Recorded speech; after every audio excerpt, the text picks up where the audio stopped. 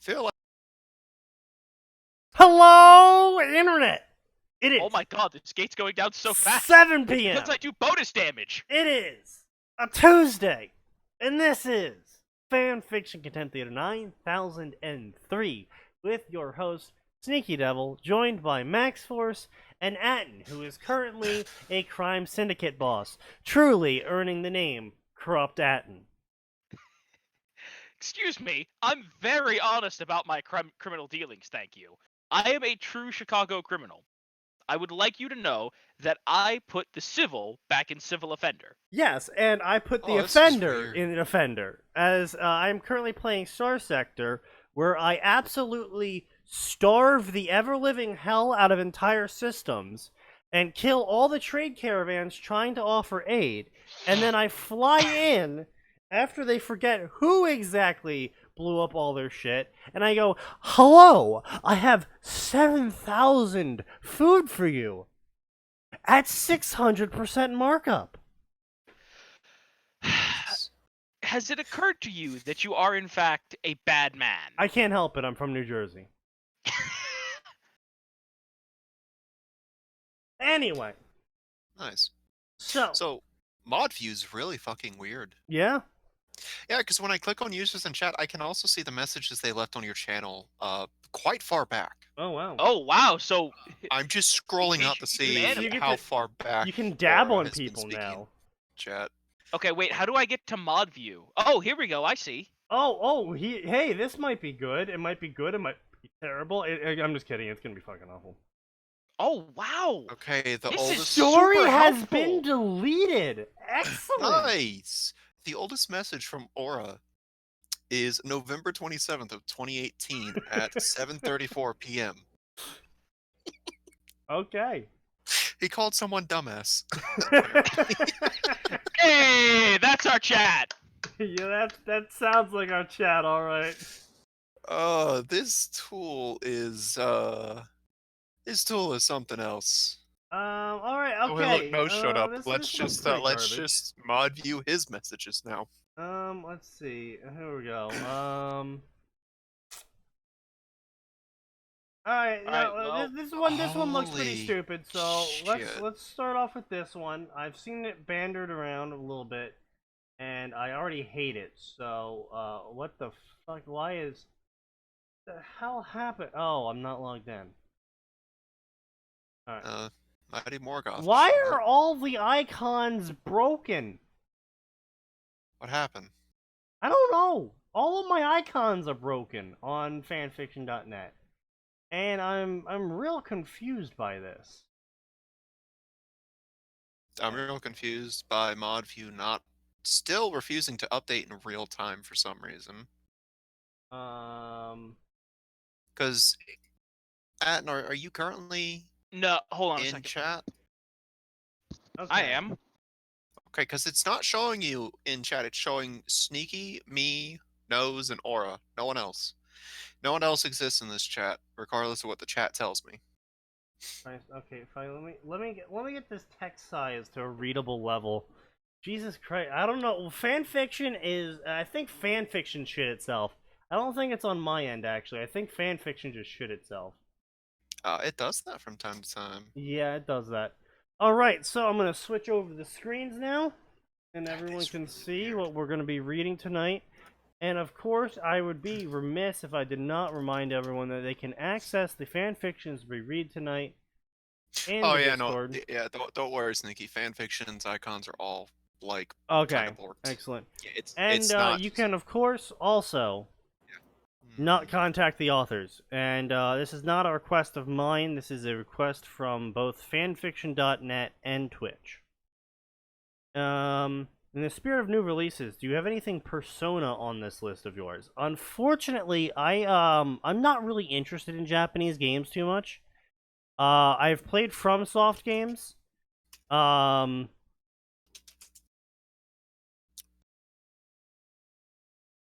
Animal Wait, Crossing. did that just release? Oh, I guess it did. FromSoft games, Animal Crossing. Doom. Doom's not Japanese. Oh. Oh, no, sorry. I was partially zoned out. You were Um, just listing off new partial no, stuff. dude, I'm scrolling through my list real hard. I guess I played Sword Art Online like 5 months ago, 6 months ago. There's at least one fighting game I sent you Yeah, I as mean, well. I own it. I haven't played it in like 8 months, according to Steam. My point being is that I don't play Japanese games, but and then because I don't play them, I also can't really talk about Persona Fix. I know, as great as it is, you might like it. I don't understand the fic I'm reading. I'm not really interested, and I'm not really gonna make too much commentary on the fic either, because I'm not gonna understand the characters. I'm not gonna understand, the plot. I don't know if anyone's doing anything wrong. Yeah. So sorry. So this is a Harry Potter Worm crossover we're gonna cover first. It was updating pretty frequently for a while back in the day, back in the day of March 28th, 2019. Oh, such better times. We didn't have pandemics. um, this is called H&T Prank the Multiverse. Harry Potter from the Potterverse and Taylor Hebert what? from the Wormverse each have one thing in common. They were killed too much. Yep, that's Huh. right. They died. And then they met each other on the other side, where they were then offered jobs by death. As usual, nothing goes according to plan. That's really lame. I think that's generally stupid.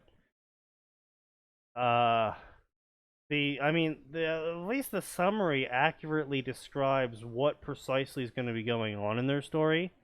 So I'll give them credit there. But it's like, Listen, unless death is like the Discworld death, there's no way this is going to go well. well, not only that, Taylor Hebert has the personality of a vegan Oh, oh, oh! who lives in Seattle, but replaced veganism with a gun and anti-authoritarianism. Anti-authoritarianism. I think I covered that personality right. What would you say? Underplayed creations. But do you I mean, think that still sounds like a normal Seattleite to me, minus the gun. I know that's why I said vegan with the anti-authoritarian bent. She's self-righteous. She's unwilling to look at her own problems and her own flaws until it's basically rubbed in her face. Um, and she comes up with the most asinine, beyond retarded plans possible. Contessa, I think you might come back from this. Taylor becomes an interdimensional prankster. Yeah, yeah. And then Harry Potter. Harry Potter's got the character of a cardboard cutout with the flavor of a cardboard cutout and the interest of a cardboard cutout. Come on now. I know some really interesting cardboard cutouts. Yeah, but do they do anything besides be a cardboard cutout? One of them runs a gang. Excellent. Well done. So, author's note. Many, many years ago, I enjoyed reading Daria fanfiction.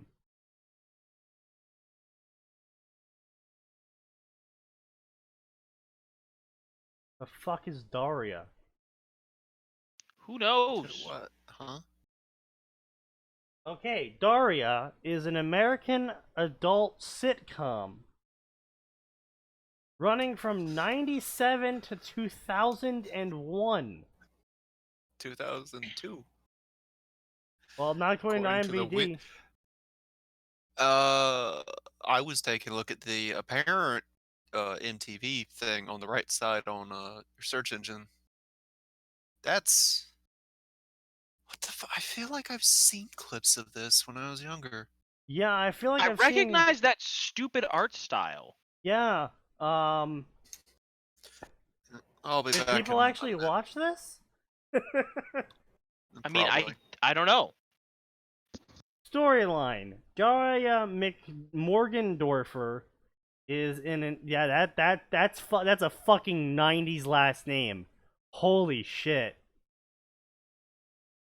Is an intelligent, unpopular, and sarcastic teenager tolerating life among idiots. That explains a lot as to why it died quickly and no one was ever really interested in it. What Taglines. the hell? Taglines. So Talk slow, think fast. Okay. error for site owner, invalid domain for site key? I'm just trying to log into fanfiction. Yeah, fanfiction is eating shit right now. Not going to lie, if you send the pair to Authoritarian World 1984, you have a great recipe for success if you take it unseriously. Yes, I do agree with you on that one. If you send that pair to a 1984, you definitely would get an interesting Really result. send them anywhere authoritarian. Anyway, so many years ago, I enjoyed reading Daria fanfiction. As Daria fanfiction is based on the TV show Daria, stories. Really? I thought it would have been based off Knights of the Old Republic. Stories were written without normal book structure. Yeah, So poorly. so poorly. Yeah. So poorly. It was a fun way to read a story, since No, the it's not. assumption was made the readers already filled in the background settings mentally like they had in the show. No, that's just called knowing your audience. See, that's what I'm talking about when it comes to fan fiction. You don't need to describe Konoha when you're writing a Naruto fan fiction, because if someone's ever read Naruto, which is why they would be searching for Naruto fan fiction, they would know what Konoha looks like. So when you say Konoha, they would picture Konoha, and you wouldn't need to waste time describing it. It's like when a friend asks you to play Monster Hunter World with them, and you see they have 400 hours on Monster Hunter World, but when you get into the game with them, you still proceed to describe basic mechanics like dodging to them. And it's like, yes, thank you for describing dodging to me. I've only been playing this game for 400 hours. Huh? I am aware what that is. What? No, who's telling you about dodging? I was using that as an equational example of fanfictioners for some reason describing characters like Naruto and Konoha to people reading Naruto fanfiction when it's like, yes, I know what Naruto and Konoha look like. I am a fan of Naruto, which is why I'm reading fanfiction of Naruto. You don't need to describe such things to me. And that's what the author's like, oh, it's really cool that they just assumed that Daria fans knew what the world of Daria looked like. Yes? What? Yeah. Like what you're supposed to do. It's okay. I always remembered that simplified style, and for this story, I thought I would give it a shot and go for a story told by entirely dialogue. That's not usually a good idea, especially if it's Remember first that? time. Remember that story, guys, that we read that claimed it was not going to have a single line of dialogue in it?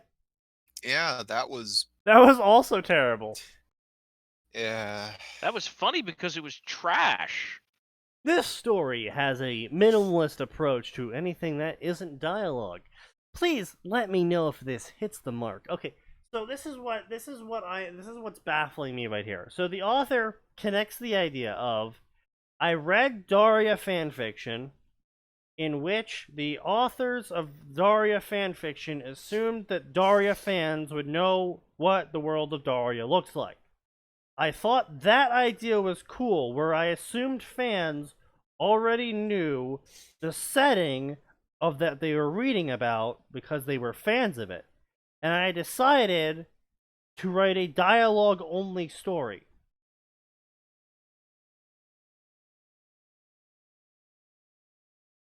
You guys following this? Yeah. Sounds legit. Okay. Because it really sounds like someone's like, I'm trying to think of a good equivalent here for this one. Oh, okay, let's see. Yes.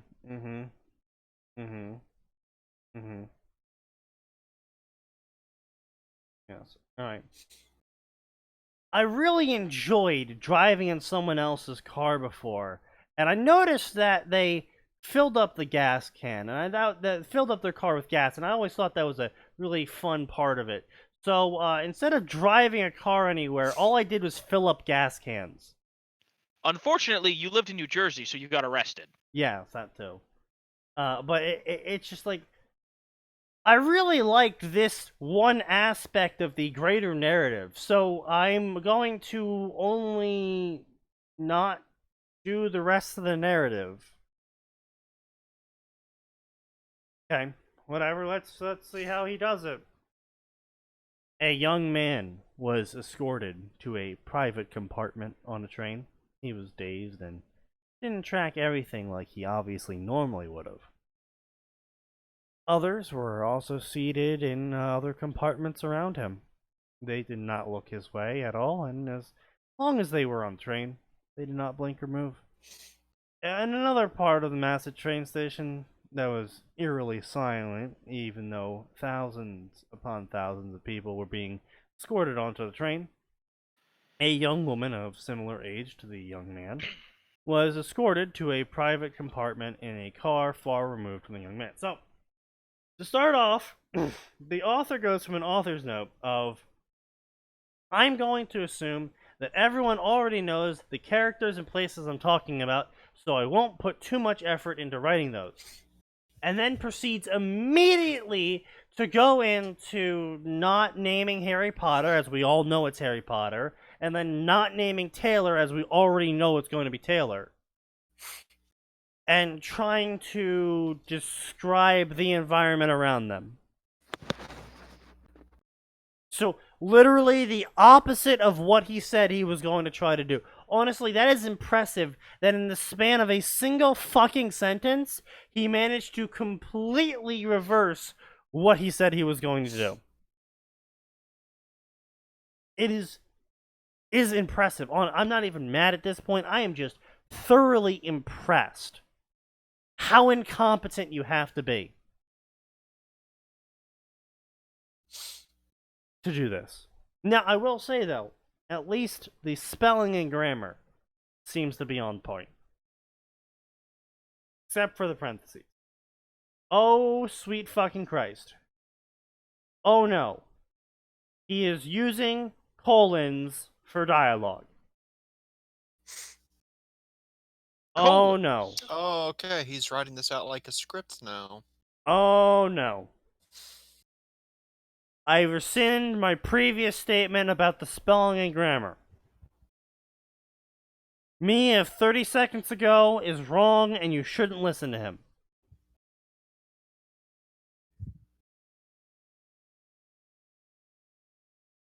Soon after she was seated, the massive train left the station, its 1,000 cars clattering behind the engine. Both the young man and young woman were woozing, but as the train picked up speed through the ethereal whiteness, they each gained lucidity and looked around. Young man mutters to himself. It's literally a script. Jesus Christ. Glad I have a private compartment and don't have to sit with all those weirdos. Yes, Harry Potter would 1000% think that. Yep. Nailed it, author. You just nailed Harry's personality, where he calls people weirdos.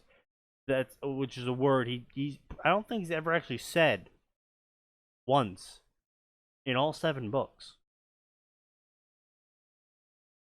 So impressive that you managed to. It's almost like he wouldn't use a word like that because he's been, Derided ostracized as weird, and yeah. life. It's almost like he has childhood abuse around being weird. It's almost like he isn't a judgmental bastard. It's really weird like that. It is so weird. Young woman mutters to herself. Wonder if this compartment has any curtains. Last thing I want is to have all them naked people sitting out there looking in at me with those creepy blank expressions. A few more miles out from the train station, they each had that light bulb moment. Young woman to self. Aw shit, I'm on a train to hell, aren't I? Yeah, yeah, really nailing Taylor's personality here as well. Yeah, she's concerned about being naked from people staring at her. That's her concern. Yeah. I mean, she wasn't ever exactly a fan of it in the past, but she would first be trying to be like, oh my god, my power is gone, and fucking freaking out about that. Then she also, would follow why up. am I naked? Then she would follow up with, oh shit, I'm still alive. What the fuck is up with that? Followed by, why am I naked? Followed by, how do I get out of here? Followed by her somehow fucking up ridiculously. Alright. Young man to self. Figures this is the train to hell after all the people I got killed. What? I don't think there's actually a single religion out there that punishes you for other people dying from actions that you didn't perform and inactions you didn't perform. Like, you had no part or reason in those people dying. I am fairly certain there's not a single religion out there that actually derides you for that. Yeah, like, as far as I know, the only religions are like, did you personally stab this person, or did you incite personally someone to do orchestrate it? the events that led to their death? Yeah. Like, the only like, David got in trouble for one murder, and that was because he was like, yo, I really want this dude's wife, but killing him is wrong. Instead, I'll just stick him on the front lines. Young woman to self. Well, at least I'm headed to the right place considering all the horrible things I did with my life. Must be in the VIP section though, since I totally screwed the pooch with my life. That is not slang that Taylor would use.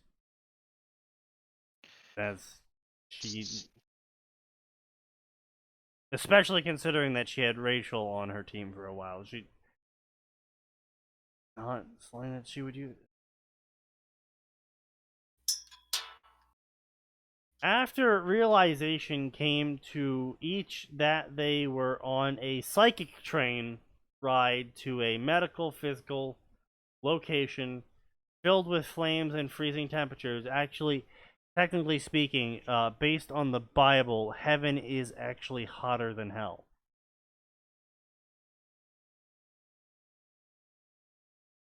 You learn new things every day. You do. They each looked around their compartments for something to read. What?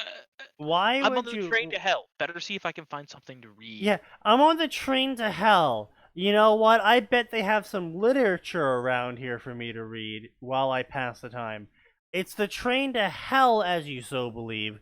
Why the fuck do you think they would have anything on a train to hell that would alleviate boredom.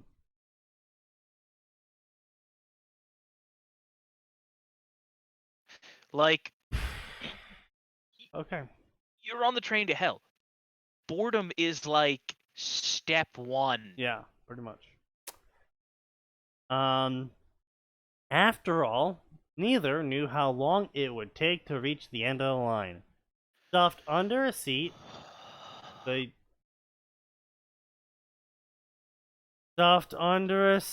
young woman found 7 books, each beginning with the words Harry Potter and the insert thing here on each of the books. She had never heard of these books before, so she started to read them. When the young man looked under the seat, he found nothing because Worm was a web serial and had never been published. Just kidding. He found a tablet. Because Harry Potter would know what the hell that is. Oh yeah, absolutely. It was one of them fancy things he could never touch lest he accidentally destroy it. But this one was clearly different because it was turned on, and he could touch it without it shocking him. And it had only one thing on it. It was an icon called Worm. He pressed on the icon and it brought up a book, so he started to read Worm. I'm sorry, how old is this? This is teenage Harry, right? We don't know. We have no idea. We have no idea the age of these people. We have no idea the time period this is taking place in. We have no idea, because it says the 7 books of Harry Potter, which means Harry Potter must be like 19 now, and it says the entirety of Worm, which means this has to be like 21-year-old Taylor.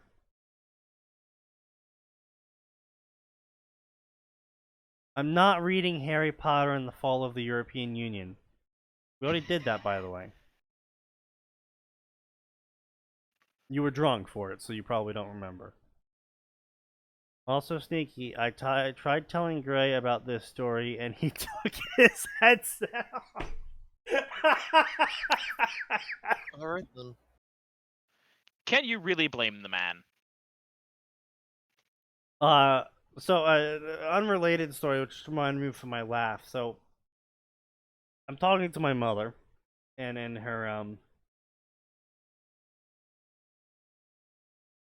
motherness, we get into a discussion, and I mention, because she's worried my bosses will fire me if I decide to end up quarantining myself preemptively to this whole coronavirus thing. And I go, Mom, I have lung damage. I don't think they're going to fire me over it. And she's like, oh, well, when did you get a CT scan to tell you have lung damage? I'm like, Mother, I've been told multiple times that people think I have smoker's cough, and that I can't even laugh without sending myself into a coughing fit. I don't need a CT scan to know that I have lung damage. Well, that's why you need a CT scan. To know that I have lung damage that I already know that I have? Cool. Let me just go spend $3,000 and do that. I don't actually know how much a CT scan costs. It's just more money than I feel like spending to be told something I already know. I mean, it depends on your insurance. Yeah. Depends on the place. I have pretty basic insurance, and like right now, it's like, yeah, I'm gonna go out and get a CT scan right now when all the hospitals are freaking out about corona patients. Yeah. Well, yeah. Yeah. Well, let me just hop to that. It's not like people in Illinois literally got a severe alert message going, please, if you're a medical professional, help us fight COVID. Dude, fuck New Yorkers, first off. I am so glad the National Guard is hunting them down, and I could only wish that when the National Guard finds them, instead of trying to take them into custody, they just fucking gun them down where they stand. Because fuck New Yorkers. So we had an outbreak down south of me, right? We had an outbreak down south of me because some fucking rich prick from New York who was sick with coronavirus decided he didn't need to listen to the lockdown. He was just going to go wait it out over in his summer home. And so he stopped to buy groceries at a grocery store and coughed over half the store. And finally, the manager was like, "Bro, buddy, you're coughing a lot. Are you sick or something?" He's like, "Oh yeah, I got the coronavirus. I just wanted to buy some groceries before I went to my summer home."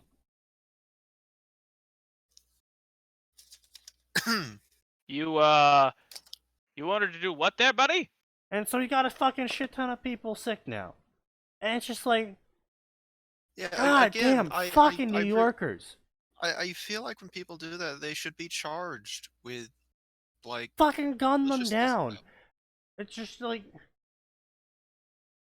Yeah, well, I was gonna say they're starting to throw terrorism charges at those people, which I am all for. I'm absolutely Good. all for it. Yeah, because the first woman that started that shit, she went into a grocery store. She doesn't have coronavirus, by the way, but she went into a grocery store and pretended to cough all over the food. So, No, didn't pretend to cough. Like, I mean, she like- did actually cough, but like pretended like she was sick coughing. yeah, she kept telling people I got coronavirus, blah blah blah blah. all blah. over the food, and so now the grocery store was mandated to throw it all out. It was like hundreds of thousands of dollars in food. 35. Yeah. 35K. Okay, yeah. That's not the only case. There are a couple of cases like She that. just like, happens to be the most famous. Yeah, that was the one that got the national headline of, like, wow, coronavirus fuck this prank. bitch. It's like fucking.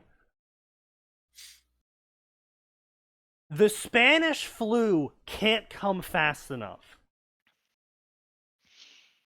Because all of these people would fucking die. And the world would be better for it.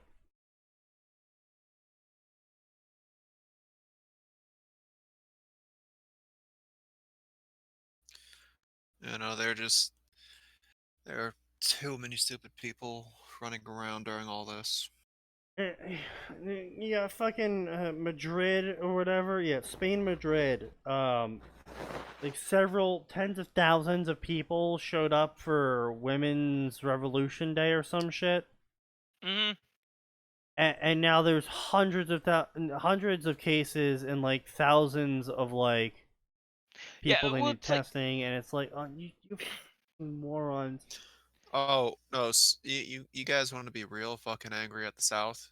I just found out Louisiana let Mardi Gras happen anyways. Oh, They decided to let that continue on. Yeah, even better is that the Gay Pride Parade in the UK is going to be going on anyway, and that gets a little bit more physically contactive than Mardi Gras. Are you sure about that? Have you actually seen Mardi Gras? I've been to a Mardi Gras. I've also seen gay pride parades. No, in Louisiana. Yeah, in New You've Orleans. been to the original Mardi Gras in New Orleans. Yeah. Because it is not. You can tell Max is from the South because he calls it Nolans. No, he did that on, like, he said it that way on purpose. He was using the correct pronunciation. I always. And I am using the Yank pronunciation. It is New Orleans. Oh, that's a good way to get them upset. That's a great way to get them upset at you. You can get away with New Orleans, but you call it New Orleans, you get some weird looks. Orleans. Can you actually say O's? Can you make an O with your mouth? That possible for you? No, Yanks physically cannot make O's. Immediately go into fluent French. No, actually, they are not. They do not speak fluent French. And if you dare tell a Frenchman that is French, oh no, I know. God. I'm very aware. It's the same reason. It's like technically we speak English, but if you say that to an actual Brit, they get upset because we speak American English, not English. My one of my professors, back in college was making fun of me because we were talking about accents and like localities and whatnot, and how language can drift but still be the same. And she points to me, and she's like, "Say a word." I'm like, spoon?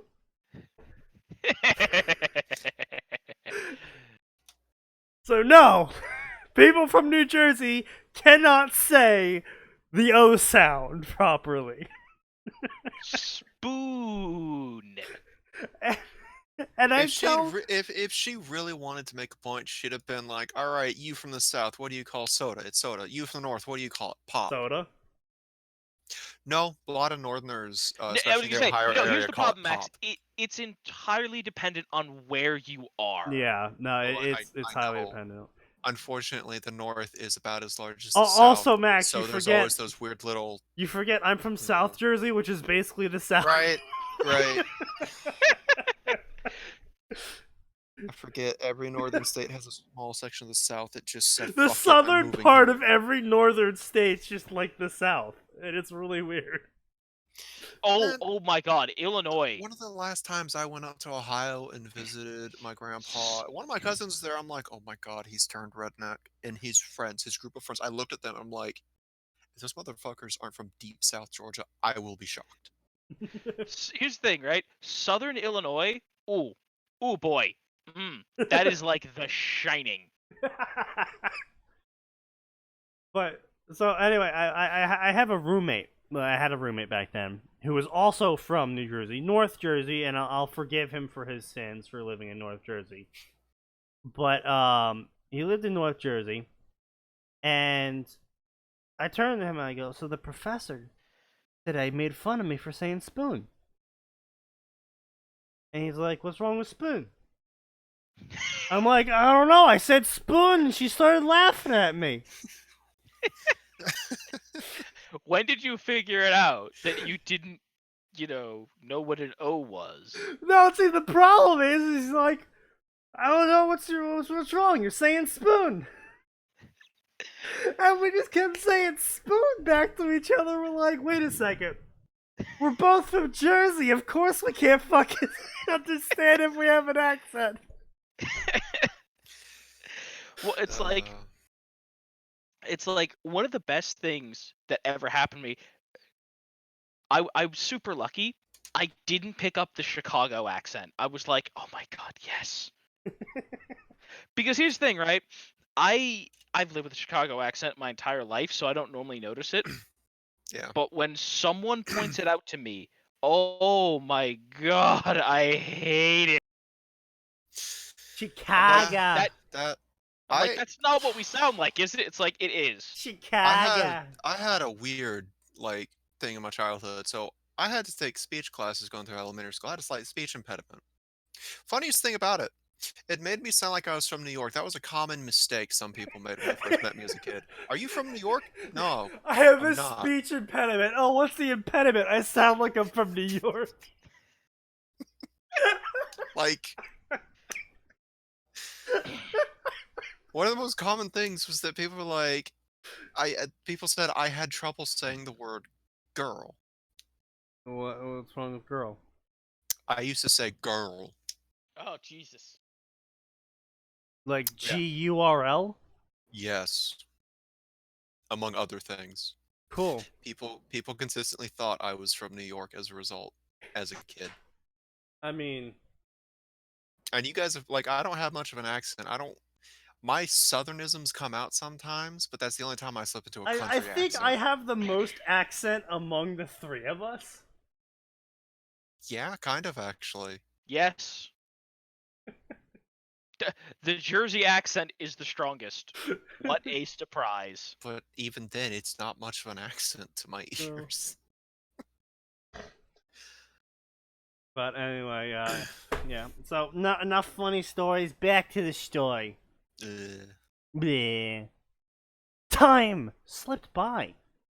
Neither the young man nor the young woman were aware of how much time, of course, as they were engrossed in the stories they were reading. However, Okay, I want to point out, you're going to finish one of those stories way, way sooner. yes. However, also, fucking Taylor was the daughter of an English lit professor. Professor? She would Oh, have yeah. a way faster reading speed.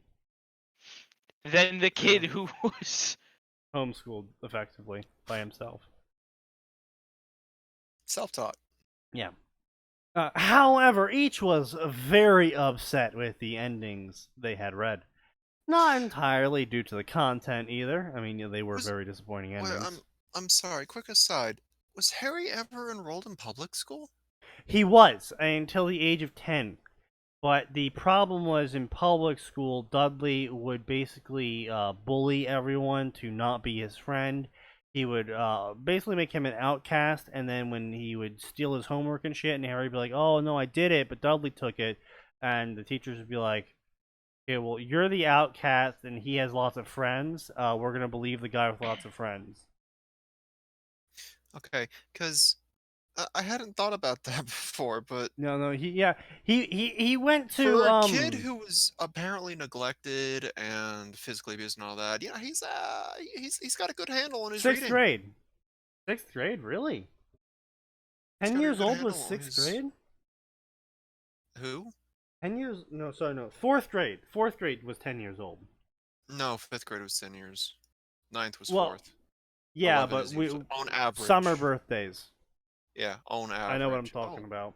Oh yeah, he was born. Was he born in the summer? Yeah, he was born in the summer, as the seventh yeah. month dies. Oh no, he definitely went through some like, haha, you got held back jokes early on. Yeah. I was felt bad for some of the summer birthdays. yeah, you got held back. Then there's the one kid that did get held back who's like, thank God my birthday's in November. Yeah, basically. Anyway. True, many people lived and died in their stories. I mean, okay, if I was Harry Potter, right, and I had a whole saving people thing and save as many people as possible, I would be violently upset with Taylor if I was reading her story, because she endangers a fucking shitload of people all through her crusade of I'm right because I must be right because I have to be right because if I'm not right, then the government's right and the government's not allowed to be right. Well, also, if the government's right, I may in fact be a psycho terrorist. Exactly. And so she wouldn't allow herself to even like there is a little bit of a parallel between Harry going against the government and Taylor going against the government, but the difference here is that Taylor going against the government wasn't because the government was acting blind towards the bad guys. Taylor went against the government because she was paranoid that the government was the government. Yeah, she was against joining the wards because she felt like there would be teenage drama there. So instead of ever actually investigating if there would be teenage drama there, she just assumed there would be. And then joined a gang. And then joined a gang of teenagers. Right. Let's There's gonna be teenage drama in the wards. Instead of checking to see if that's true, I'm gonna go join this gang of teenagers. Fucking 10 out of 10. Brilliant deduction, Taylor. 1,000 across the board. And then, so that happens, and she goes into her warlord state where she's an authoritarian, and Harry wouldn't like that either. And then it ultimately accumulates to the ending of the story. I mean, yeah, there's Fiercy and the Endbringers killing, but that's the unimportant shit of the story. Then there's the ending story, in which Taylor just mind controls, and Harry's got a long history with the Imperious Curse and it being terrible, and Taylor just flat out mind controls literally billions of people and sends them to their death. Knowingly. Oh, yeah, I was about to say, wait, Ben's like, oh, right, she got access to the gate. Yeah. And Harry would not be okay with that. Yeah, I actually really love to have seen the charts for that. Like, how did it escalate so quickly from there? Yeah. And then meanwhile, Taylor reading Harry's story. Well, she's paranoid and set against authority and thinks they're incompetent, so that basically confirms Oh, bias back in bed. confirmation. She would not be too annoyed with Harry Potter. Well, she would be hypocritically annoyed with Harry Potter's actions because she's a hypocrite and she thinks other people should do X thing while she does the thing that they are being reprimanded for by her. As far as endings go for Harry Potter, I would assume that Taylor would be bemused that it would be, quote, so simple to just sacrifice herself to end the bad guy threat once and for all. And then to come back and win again. Because that basically never happened in her story. So she would be more or less annoyed at Harry's actions, but agree with them overall, and then be bemused by the ending. Okay. So that's not what happens in this narrative, though. The young woman in this narrative was upset that as all the pages after the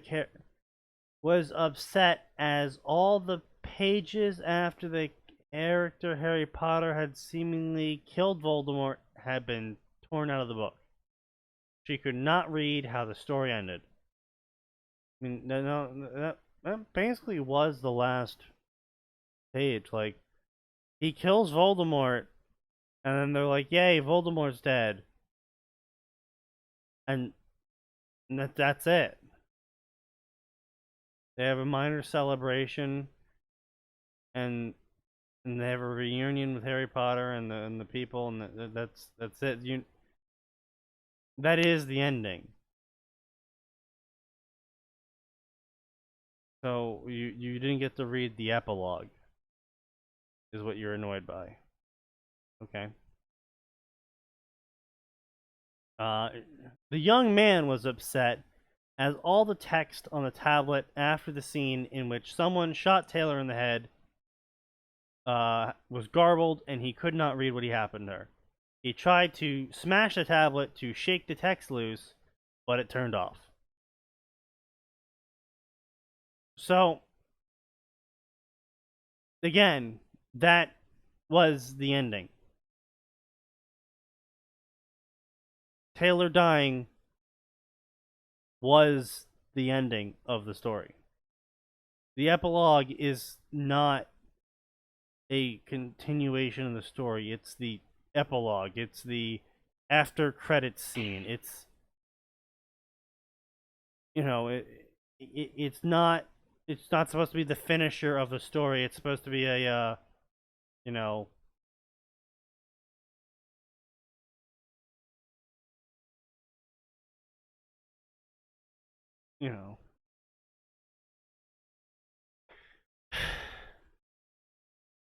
a conductor opened each of their doors and said their stop was next and to mind their step. They descended the steps on the stop train and noticed the platform was not busy.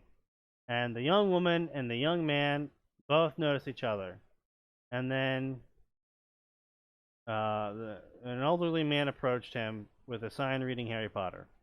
Harry, I'm Harry Potter. Can I help you? Elderly man, yes sir. I'm here to escort you to your next stop. Do you need assistance? Harry, no sir. Elderly man, let us be on our way. This way, young man. Harry and elderly man left the train station. Approximately 200 meters away, literally the same conversation happened, but Taylor.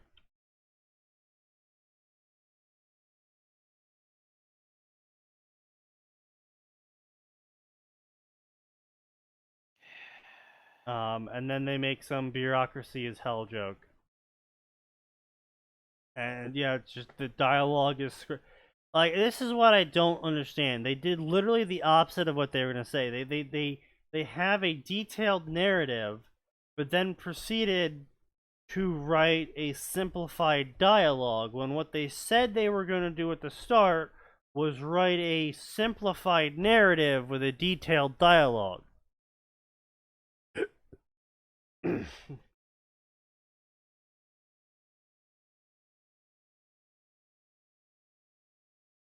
So I am just frankly impressed. Wow. Did it just sign every? No. Wow. Well, fucking done. I can't leave a review because fanfiction.net won't let me sign into just this page, this specific page. This specific story can't be signed into. This story signed into it.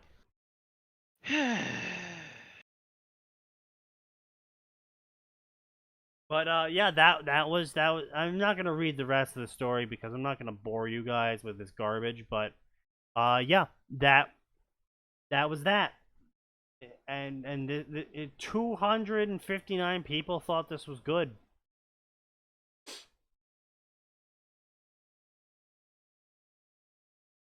This chapter went from funny to cringeworthy. While this chapter is fun, imitating Pepe Le Pew is sadistic.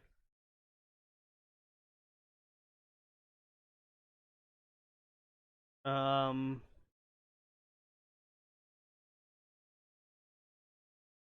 the? Ranma times Hibiki says, asterisk points asterisk. It's like one of my younger nieces got cloned twice. I wanna be cloned too. Where's a good biotinker when you need them? XP.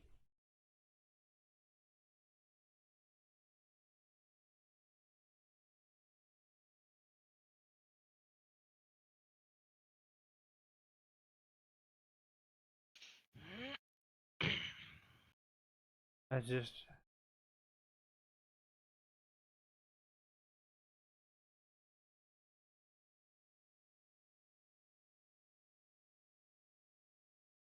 We will be fine as long as the wards do not remember they are the Power Rangers with a Megazord when Leviathan shows up.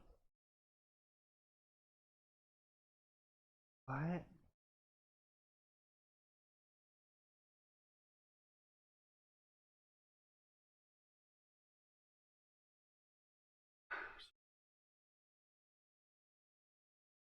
Well, from what I'm getting from the reviews of this story, apparently everyone forgets what the characters do when they go to a new alternate or they reset the timeline or some shit.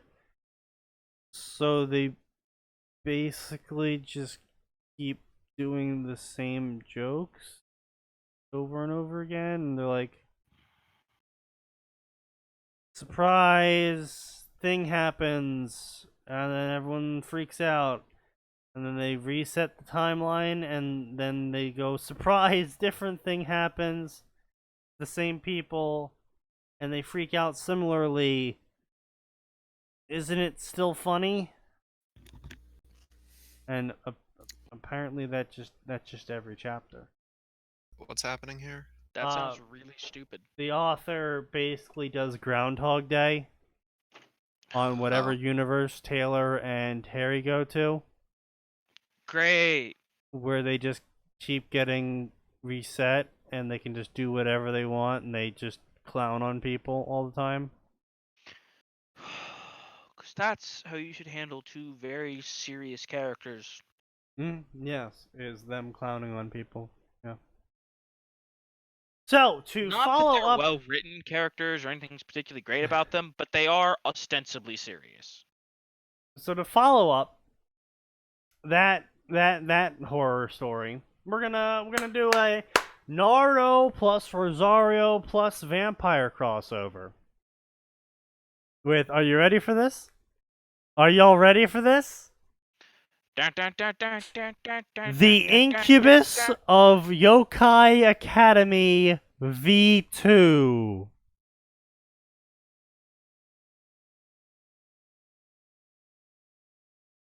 Can you guess who the Incubus is?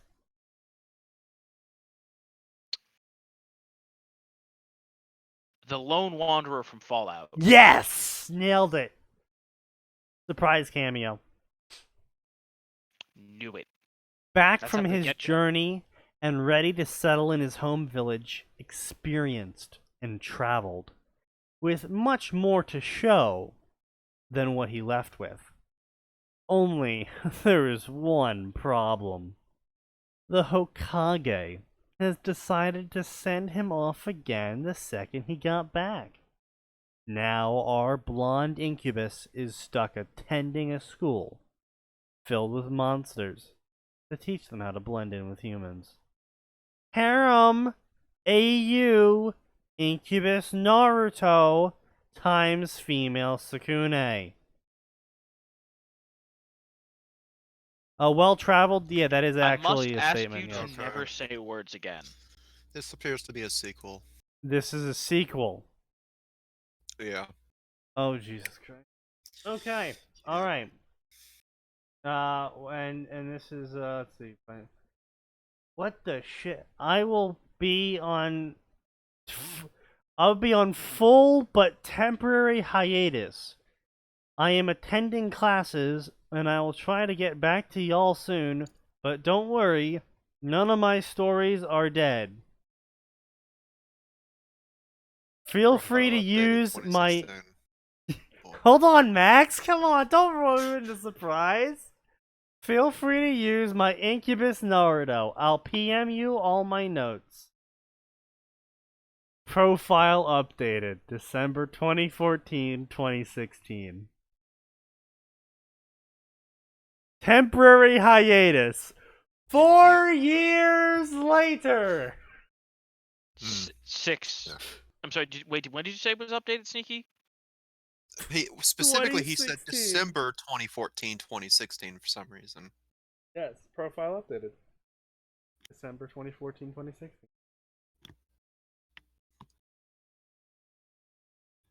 Sneaky, have you ever considered dousing your organs in sulfuric acid?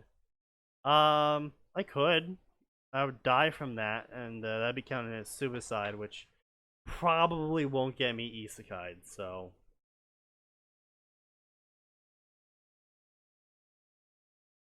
Wow.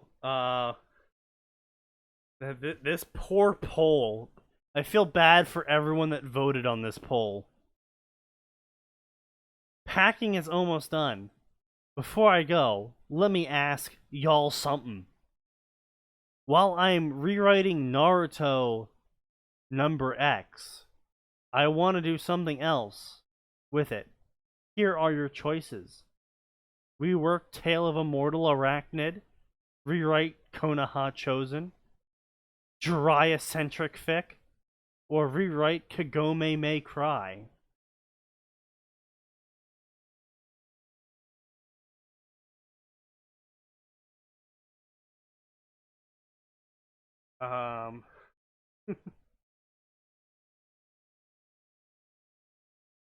What the fuck are these challenges? What?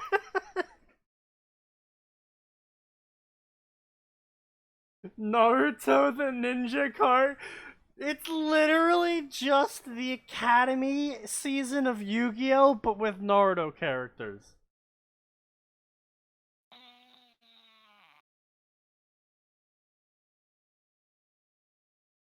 Pokemon battle suits. What? What? Pokemon battle suits. Bracelets which use reality pixel technology to form a giant form of the Pokemon around the human body. Usually trainers have only standard Pokemon suits. Suits are, however, highly customizable, and tamers may customize their suits or make their own ones. which will morph into a set of Poke models. Poke suits come with levels of quality, referred to as level suits.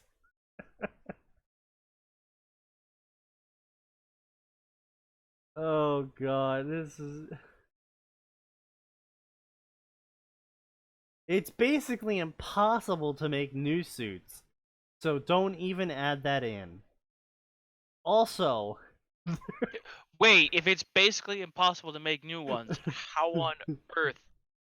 He means research, so like you can't come up with your character getting some sort of new innovative version of the suit that lets it do other things. But what if I want my hey, it's Sean! Sean's back! Hi, Sean! I'm so glad you could join us at this opportune time!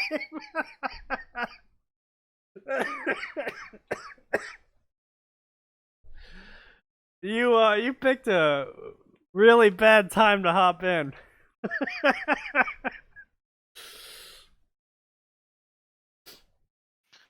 real winner of a time? However, there is evidence to suggest the suits are not actually an original creation, as older but less powerful, but more versatile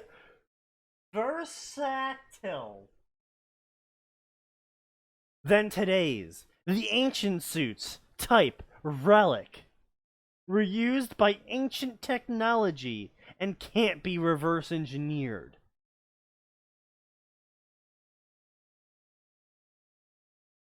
Damn, man, they made a suit out of rock. I don't know how they done did that thing. Yeah, who makes suits out? Who makes armor out of rocks? You'd have to be some kind of crazy man to do that. It's not like you'd even be able to move in it.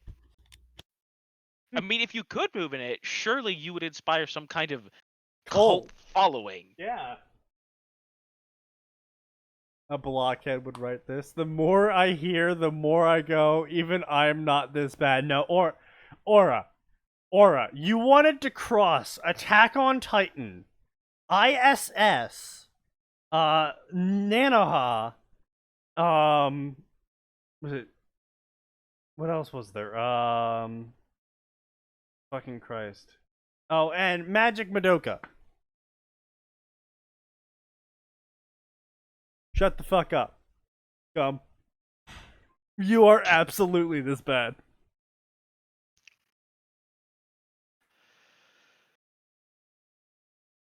So there's actually several there's a lot of Wait, Konoha no incubus. Apparently Konoha turns into an incubus. The whole town, huh? Yeah, the whole town. I'm not sure whether that's impressive Well- or terrifying. Okay. So either Konoha is turned into an incubus, Konoha is now full of incubuses, or a single incubus has gotten the deed to Konoha. I feel They the won it in last a one card has the game. best- I feel the last one has the most comedy potential. So I have the deed to your military village now. How'd you do that? You really don't want to know. Well, it turns out your old man has a thing for. I don't need to hear the rest of that. And then the dick goes into the pooper. Yes, thank you, Sneaky. Thank you. No problem. Oh, looks like Discord's having some issues too. I can't use the search function anymore Where are you trying to use it? on a different server.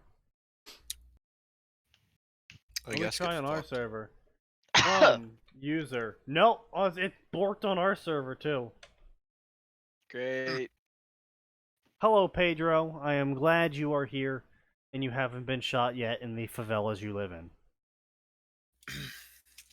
So, you know what? I'm gonna make the executive decision to not read about this guy's self-insert original character fantasy, where he shoves his hand up Naruto's ass and puppets him through many sexual adventures. I will do this for all of you. Sure is nice of you. Yep, I'm glad you recognize my generosity. So we're just gonna move on then. Moving right along. Let's see what we got here.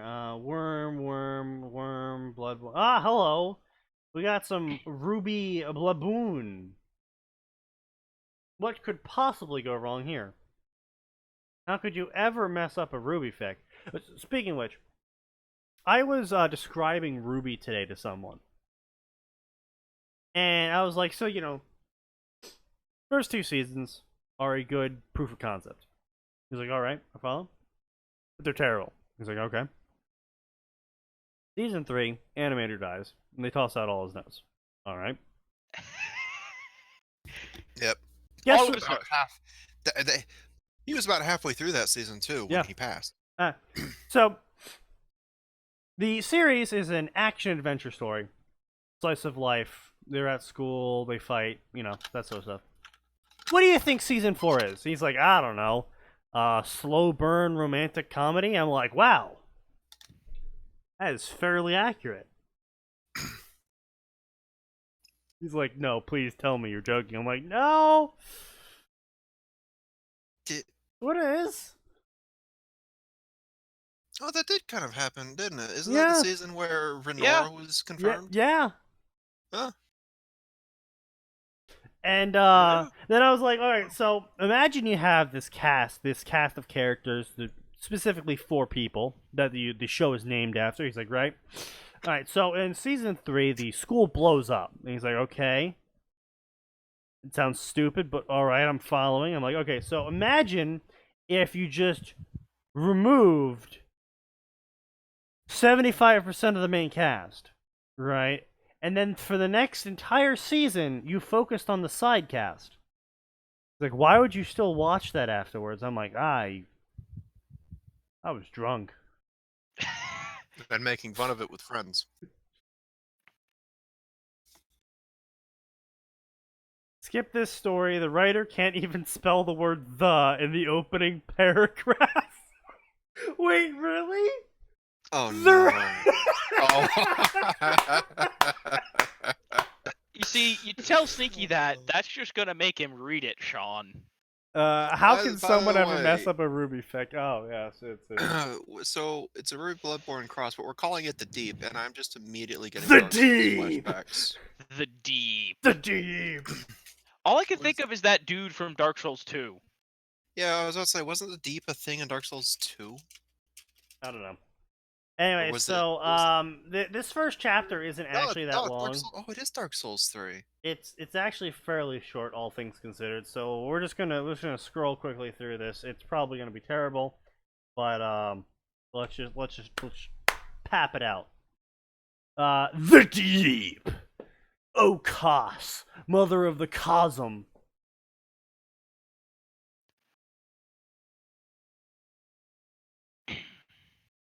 Yes, keep going.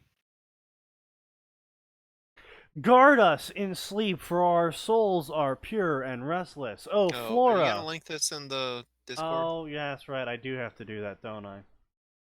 I mean, you don't have to, but it is useful for archival purposes. Indeed. Oh, Flora of the moon, of the dream, guide your agent through fire and smoke. Cue, Through the fire and the flames? yes, thank you. Oh, hunter, bearer of blood, may nothing remain when you leave. So, the main cast of this story is apparently going to be the Hunter, Cinderfall, Emerald Mercury, and it's supposed to be a supernatural horror. Somehow, I highly doubt we're going to hit the horror part. That's Alright, so the author Definitely just a spends cast. no time and just immediately hops on into it with no author's note. Remnant. Atlas. Mistral, Vacuo, and Vale.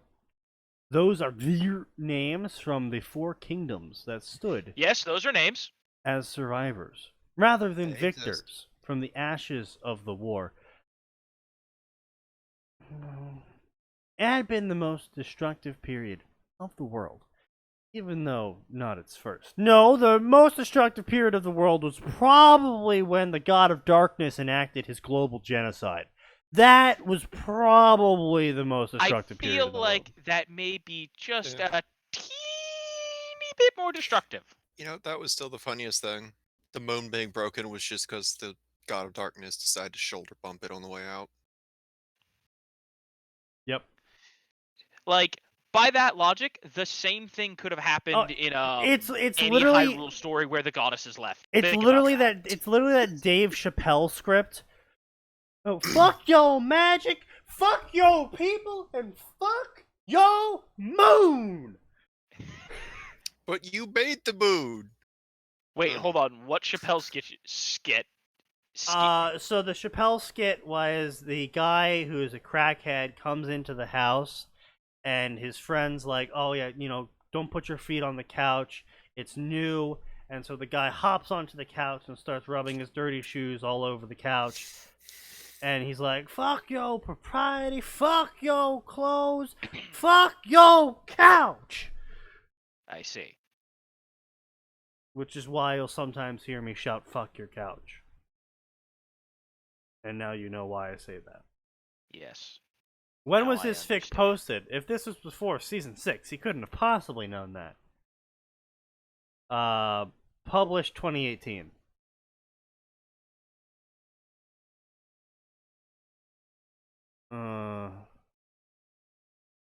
When was 2018? What season was that? Dude, all the time up here I've spent up here is just fucking blended together. Cause I just realized how long some stuff has been sitting in my fridge for, right?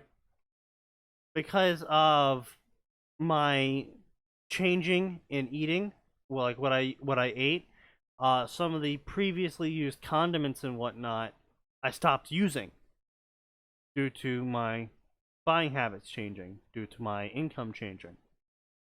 And so I was putting some new stuff away today, and I was like, oh wow, I still have this ketchup bottle up here.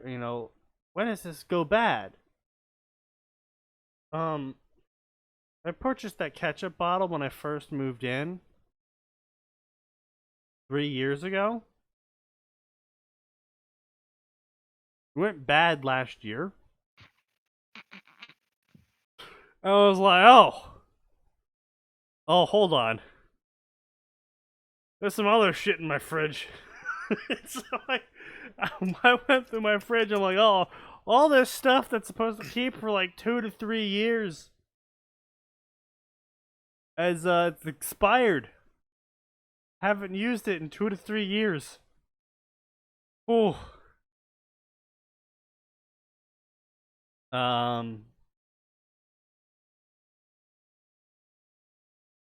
You tasted the expired ketchup, didn't you? No.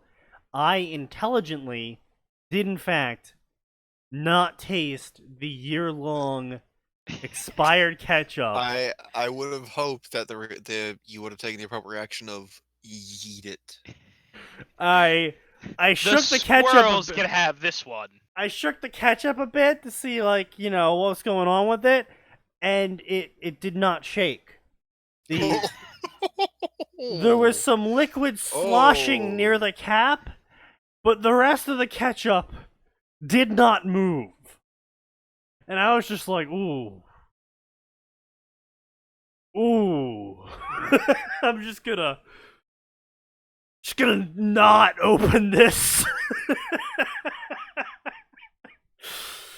Oh.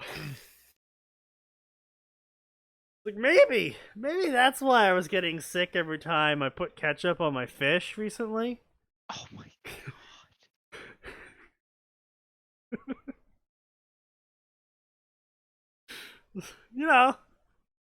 Explains some things. But the worst part was, so I throw out all these condiments. And I look into the back of my cupboard. And there's a can of dehydrated soup. Did you rehydrate it? I've had that can of soup for a very long time now. Because the problem is when I bought multiple of those cans back in 2014. And I tried to cook one, but fucked it up. And so I was like, oh, well, I'll save this for another time because I gotta figure out how to cook this and I gotta look shit up and that's gonna take time and I gotta learn how to do this and that's gonna take time. And so I would just keep pushing back the time I would spend to learn how to cook these fucking dehydrated cans of soup. And eventually I moved and I was like, oh, well, I need to take the soup with me. I'm not just gonna leave soup in the cupboard. And then come on, you can leave it as a present for whoever moves in there next. And then when I Honey, moved into the next there's a dead place, body in the basement and 13 cans of soup in the cabinets. 13 cans of soup. And so I brought it with me to my new place. And I tried one again, and I'm like, oh man, I fucked up again because I would burn the milk and shit. And I'm like, what temperature is low? There is no low on this dial. Needless to say, that I have currently at this point in time, about a year and a half back, I set my pan on fire. Oh my god! Oh, not my pan, my pot on fire. Because I was boiling water, and then I forgot about the water boiling, but I had it on high because I wanted the water to boil fast, and I set my pan on fire. How are you still alive? Oh.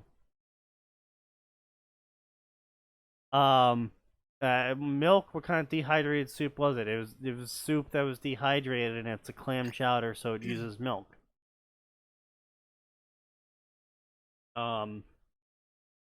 And so now I'm down to one can.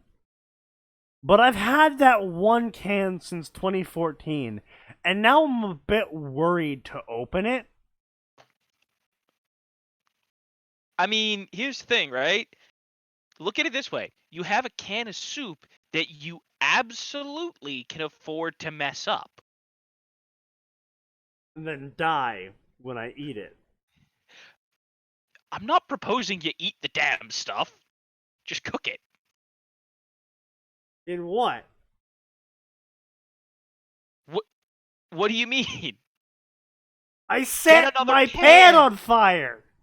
Get a new pan!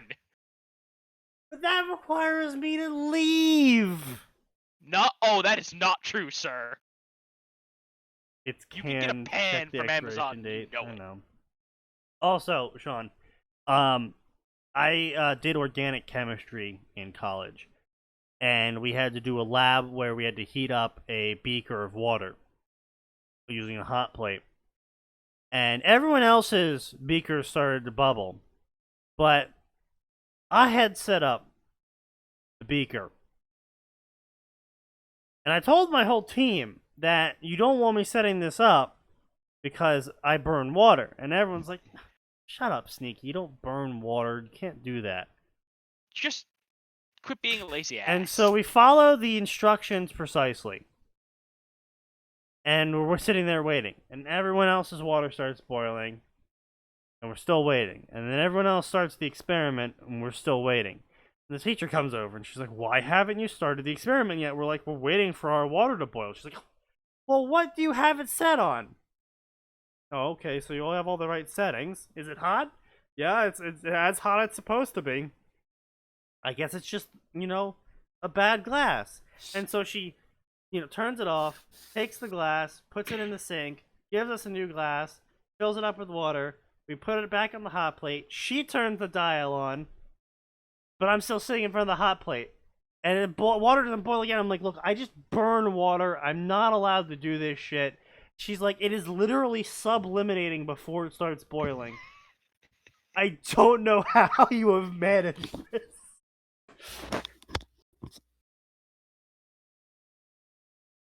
Skillfully.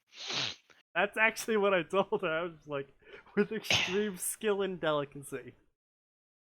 Which, see, that's still not nearly as good as the time that my school was like, hey, kids, today, because I think junk food's bad for you and you kids never believe me, today, you're going to boil a Dorito.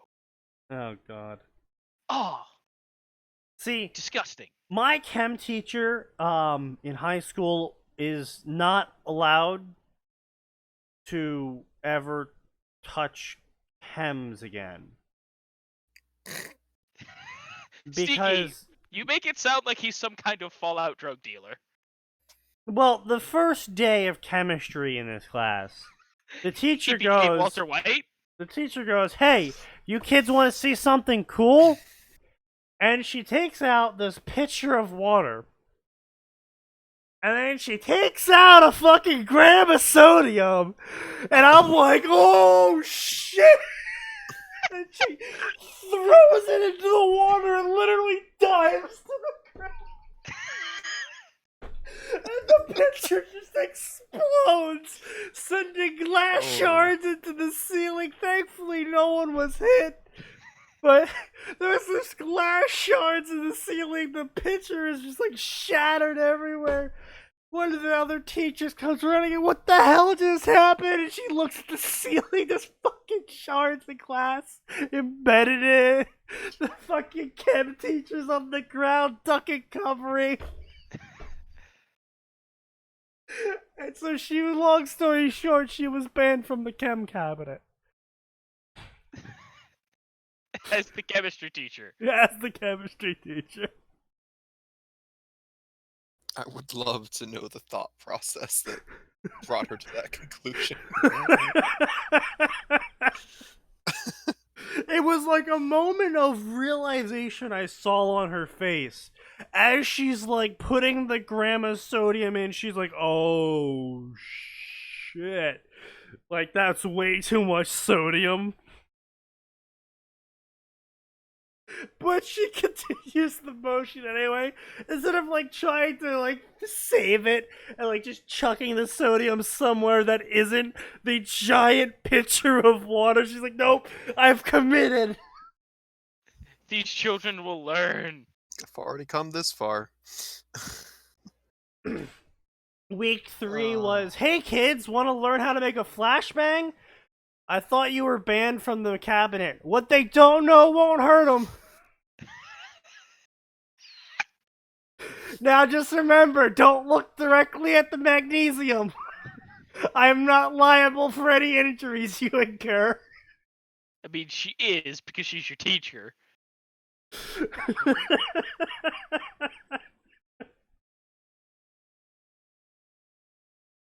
Oh god. I also made a girl cry in that class.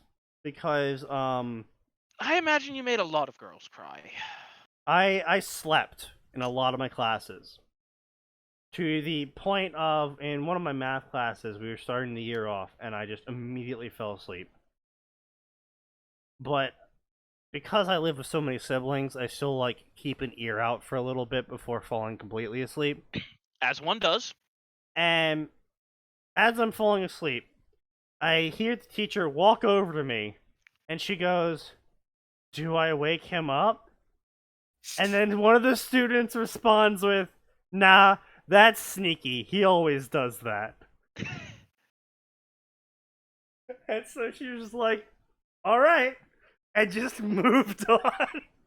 Like, apparently the fact that I constantly fall asleep is just somehow allows me to fall asleep during classes. But anyway, so I would fall asleep constantly in chem. And of course, me being me, I would also fall asleep in the front seat right in front of the teacher. And so... You know, I used to think that the Breakfast Club was full of shit. And then I met you. You know, that is not the first time I've been told that.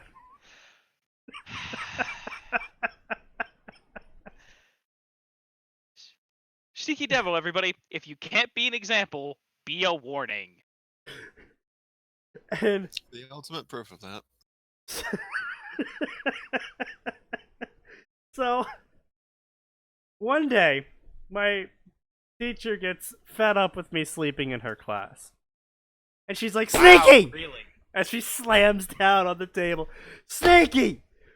Do the problem on the board! I'm like, what? Huh? What? Do the problem on the board. Oh, okay. 9.5245789 2 to the 10 to the negative 13th power. She's like rapidly mashing the calculator. She's like, wait. What? That's right. I would have much preferred it if she went, God damn it, you're right. And she's just staring at this calculator and then looks at me and goes, well, you seem to have a firm grasp on the subject. You can go back to sleep. Oh boy. As I'm lowering my head, the girl next to me has this entire fucking 2 notebook pages filled with the calculations of her trying to write this down to do it. And she just starts fucking crying.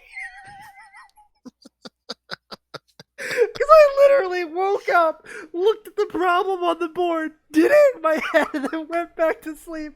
And here she is with sprawled out math across 2 pages, desperately trying to find the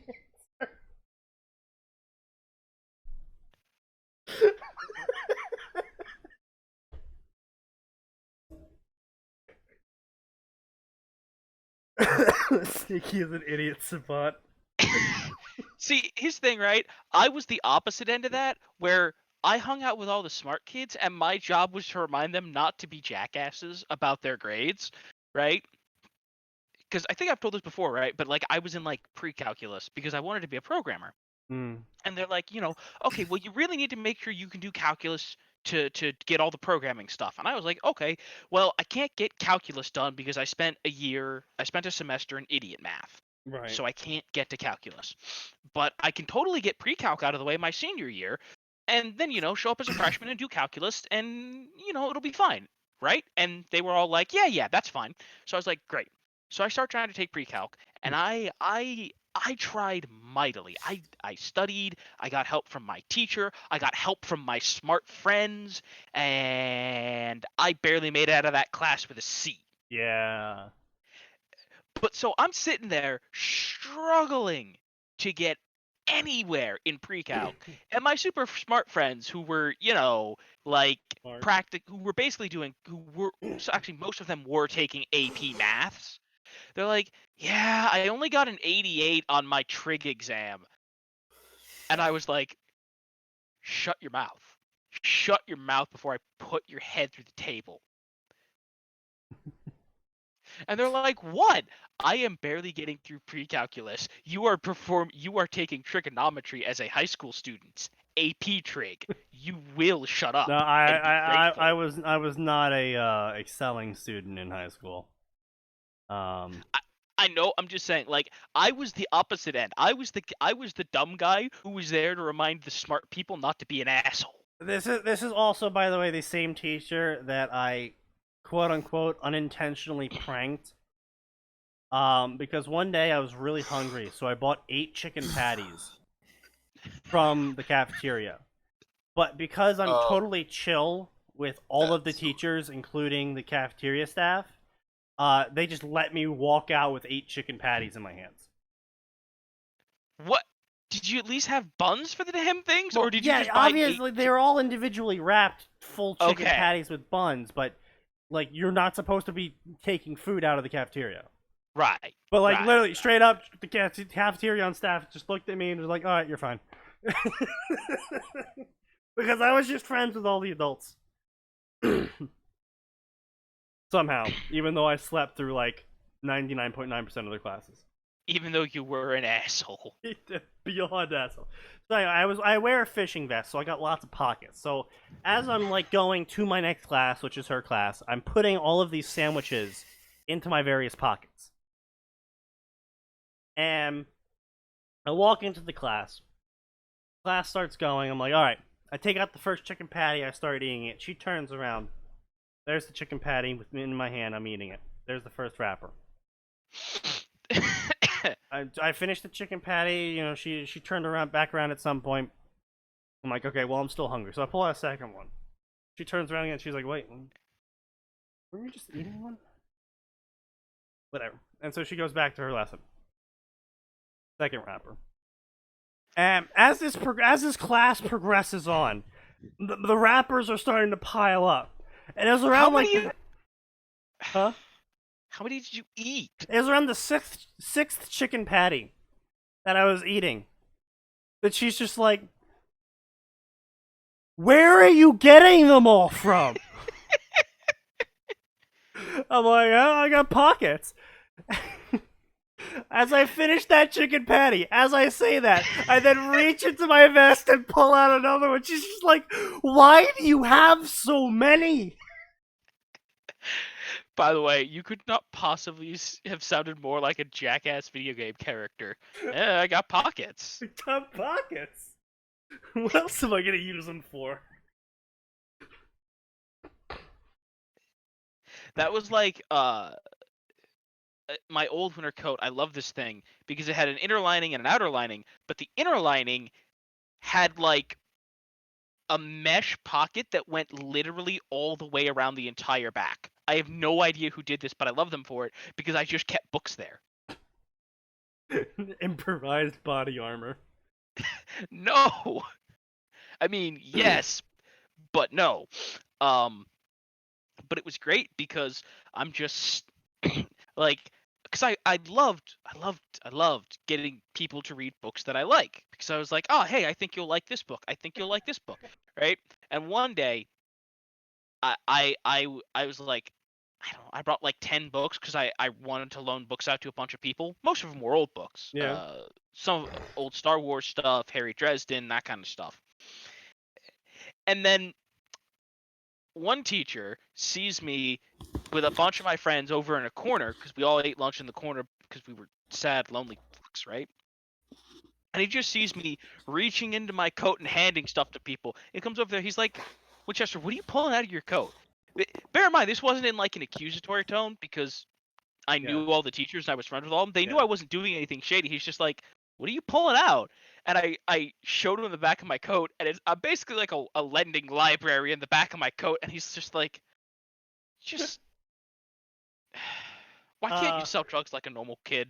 Yeah, you sell drugs like So you guys ever have computer labs, right?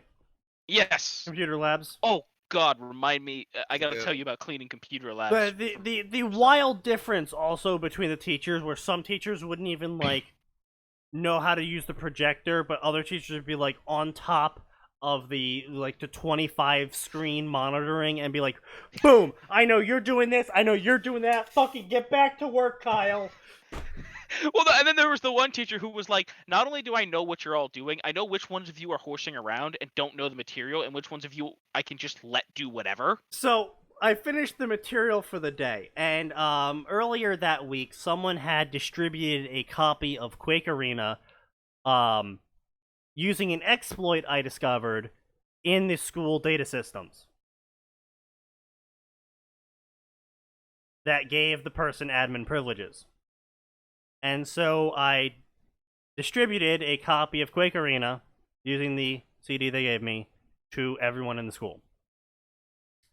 I see. Including the teachers.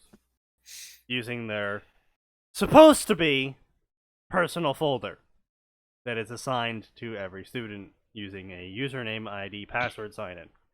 Mm-hmm. But because of the exploit, I was admin.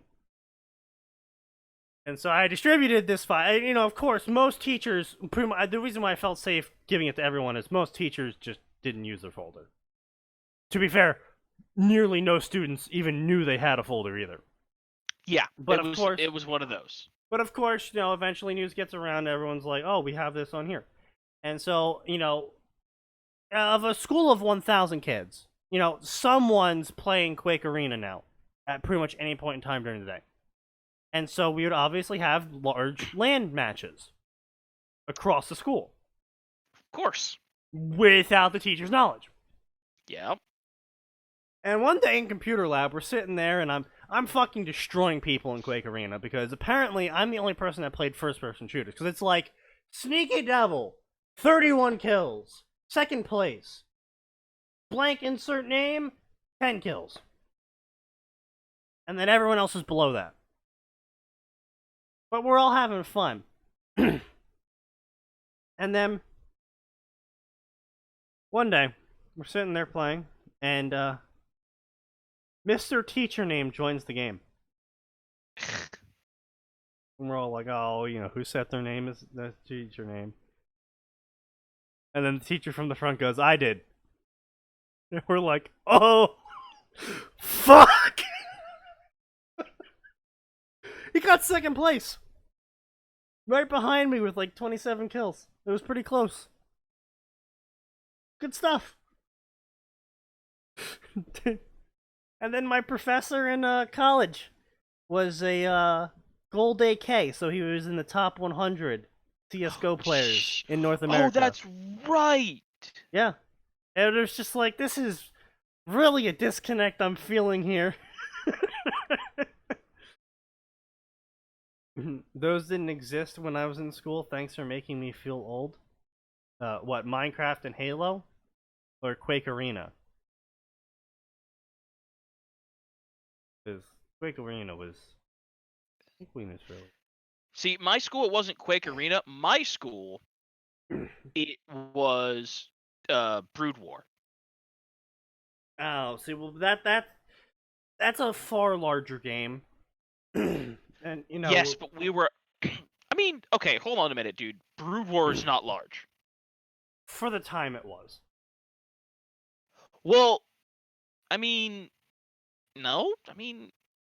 You could fit Brood War on like a 2 gig flash drive. Yeah, well, you can fit Quake Arena on like a floppy disk. Well, yes, I know. I'm just saying, like, it's not like by the time I got to high school, every student had like 20 gigs of personal storage in case they were in like one of the art classes or some crap. I don't think anyone besides me knew what the term personal storage device was in my high school.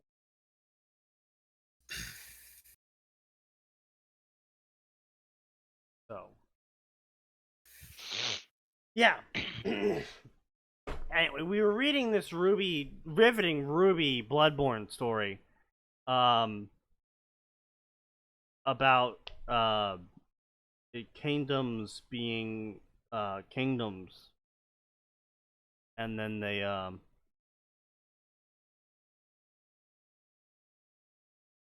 what the fuck is this? One place was the home to stories so sinister and horrendous everyone forgot them.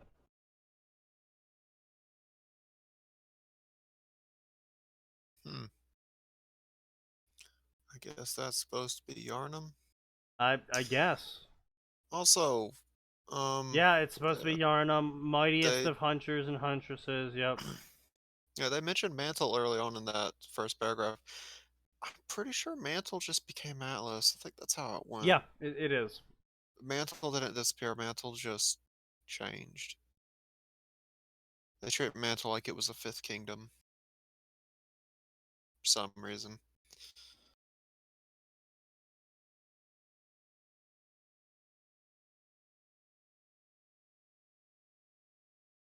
Come on, fucking wallpaper.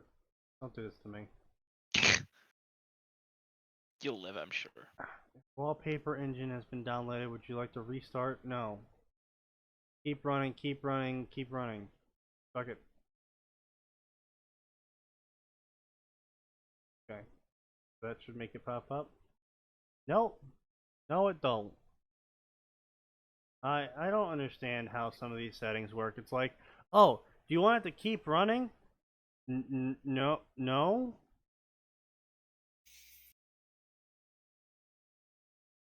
Does that make it pop? No, it's literally set to keep running across the board now, which means it literally shouldn't be.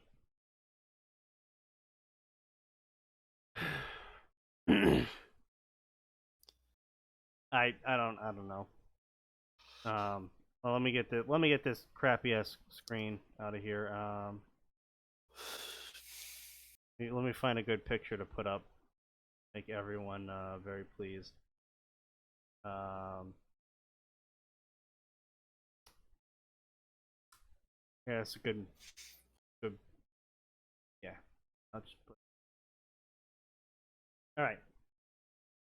So we got about 20 minutes left.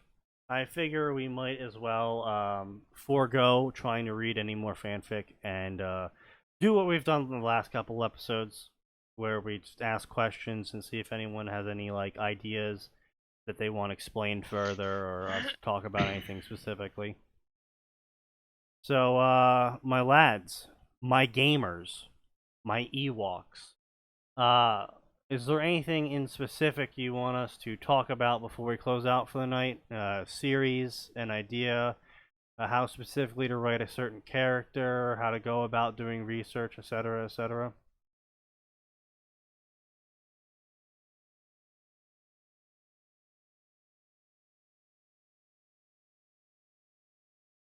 Isley apparently has one. Yes, apparently. Gonna wait for the heat death of the universe for them to finish that statement. Okay. General writing question. For a historical or history-based section, how much time, detail, and specificity should you get into with the setting? Well, that really depends. Are we talking like historical fiction? Are we talking about an AU here? It's like, oh, it's World War One, but Britain was the aggressor. Or are we talking about like Witcher, where it's set in Poland's myths of that time period? Historical fiction. I assumed you were writing a fictional story with history in it. Thank you, Isley. Truly, you are an astonishingly specific person. Attack on Titan Sailor Moon Yu-Gi-Oh! Crossover takes place in the Attack on Titan setting. More or less. Special Forces platoon. Okay, first of all, it's we'll not more or less a Special Forces platoon. First of all, you're either Special Forces or you're not. Follows the actual timeline, but the platoon doesn't exist. So it's World War II AU in which this Special Forces platoon exists. Yeah, I mean, we need more like what are they going to be doing? What kind of set, right? Is this like Wolfenstein? Not modern SP, just highly trained. You realize Special Forces existed back then too, right? You realize that paratroopers were Special Forces, or at least counted as them. Yeah. You had your Rangers, you had your paratroopers. Technically, Marines were Special Forces as well. Yeah, they're special, all right. All right. Well, while Isley figures out what they're trying to even say, Sean says Attack on Titan, Sailor Moon, Yu-Gi-Oh! Come up with the plot. Takes place in Attack on Titan. Well, Sailor Moon's actually really easy to incorporate into pretty much any setting that takes place on a hypothetical Earth, due to the reincarnation, origination that Sailor Moon uses. Now, if it's an Attack on Titan setting, of course, you can obviously have that be triggered by, extreme stress, such as being attacked by a Titan, them finding an artifact on a scouting mission, etc., etc. Yu-Gi-Oh, as far as I'm Heck, concerned, you could even make it that's what's in the basement. Yeah. Yu-Gi-Oh! The power to defeat the Titans. Put on a miniskirt, Aaron. Yu-Gi-Oh! It's going to be a little bit harder, but the interesting part about Yu-Gi-Oh! Is that Yu-Gi-Oh! Is not so much about specific characters, it's about the card games involved in them.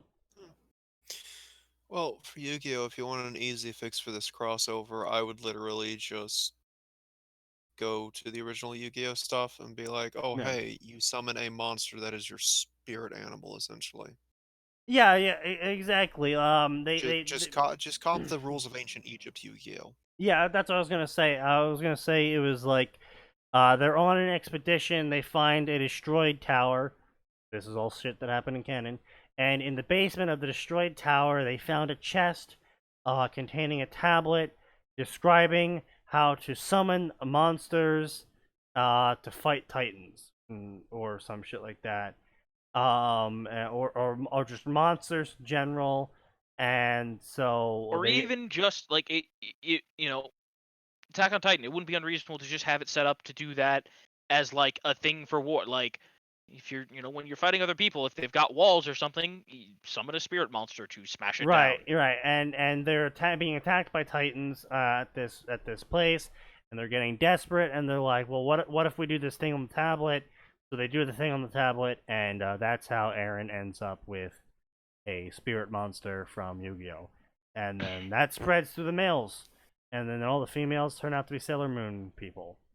There you go. That's how you do an Attack on Titan Sailor Moon Yu-Gi-Oh triple crossover in the Attack on Titan universe.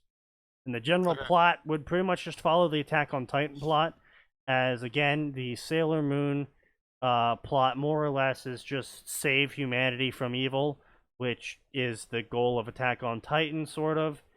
Well, the goal of the characters of the main cast in Attack on Titan, not so much Yeah. the upper management. The Here's the real story may in question. fact be about watching everything go to shit while having as much fun as you can and exploiting your position. Yeah. Here's the real question, though. Mm. Which monster do you make Aaron's spirit monster? It's Mikasa, just dressed as Dark Magician Girl.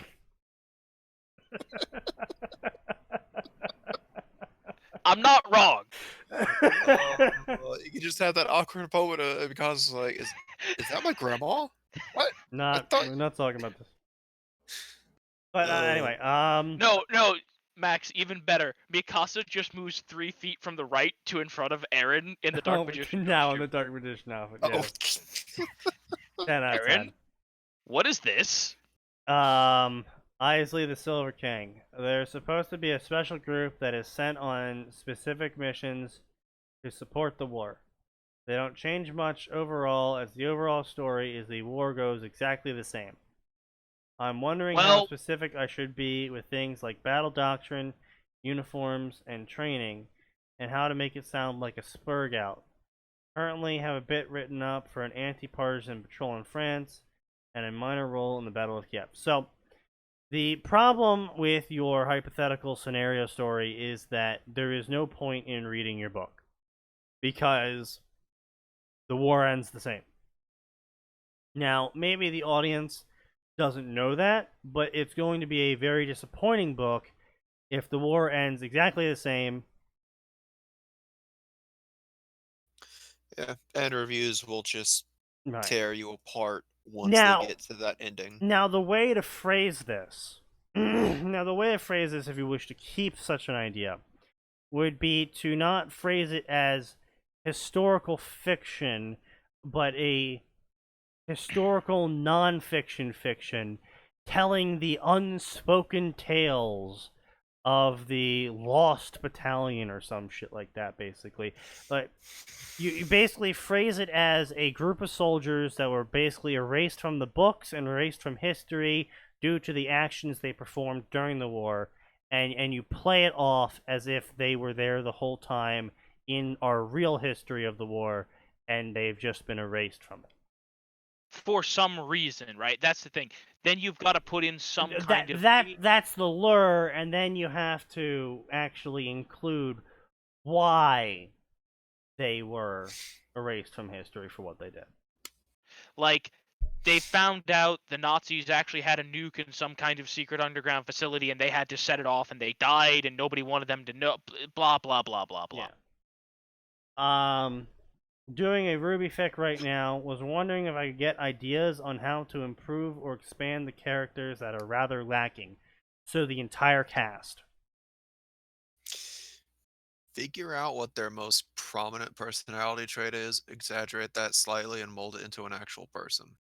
So Ruby would be the really punchable, excitable, autistic kid. Yang would have sex with That's a statement. everyone. Blake wouldn't exist in the story because she already ran away from the narrative.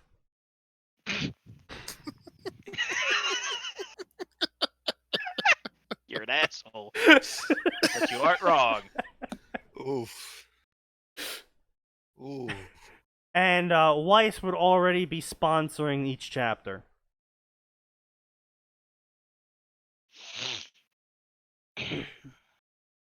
The kind of idea is part of the framing device, the trial acting commanders, and the other main characters.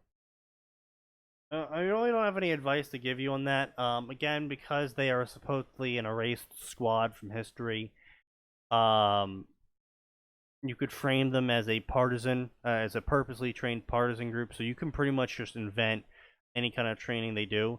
The key part, though, is that when you are describing training, you should likely look up what the kind of training that was done back then, because there is a significant amount of recording of the shit we put them through back then. And that should give you a rough idea of what the general soldier was capable of or expected of them. And then that will let you build a baseline for what the extra training you could put them through, which would then later on explain when the action starts occurring why they were capable of performing XYZ feat that, saved the day and continued the fight. Because a critical thing is when you are describing realistic power levels, you kind of have to set up why that person is like that. Like, you wouldn't believe that a super skinny guy with basically no muscle on him could run at a wall, do a kickflip off of it, pick up someone, and then pile drive them into the ground all in one motion. But if you had previously described the guy as training for 20 years in like 5 different types of martial arts, and he does specific exercises every day. Now, not to go into exact detail about those exercises, but train every muscle in the body to lean perfection, to etc., etc., etc. That gives your audience a baseline to make everything you have him do more believable. Because, and this is one thing that can't be stressed enough during a fictional narrative of any kind, the suspension of disbelief is the thing that you have. And when you set up your world, for whatever reason, you have to be very careful to keep that, right? The only thing that's going to ruin your fiction book is people going, that's not how, you can't do that. Yeah, as Sean says here, if you're going to cater to a male audience, uniforms, settings, battle plans, going deep into the strategizing is a good setting maker for men, while just being light on the details is if you're catering to women. And he's not wrong on that one. There is a reason why a lot more guys are interested in just World War II buff. I just really love reading about the history of World War II. You'll find a lot more men saying that than women.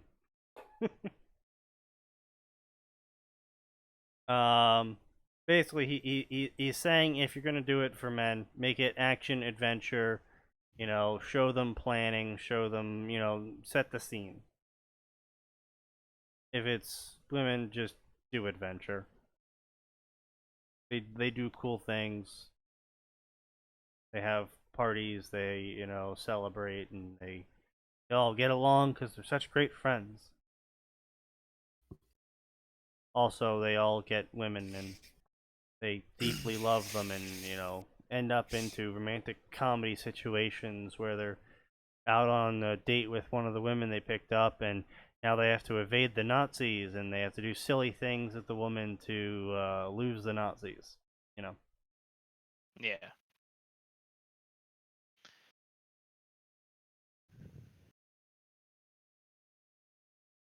Yeah. But ran away from the narrative. Holy shit, that's savage. I mean, am I wrong though? Like, Christ.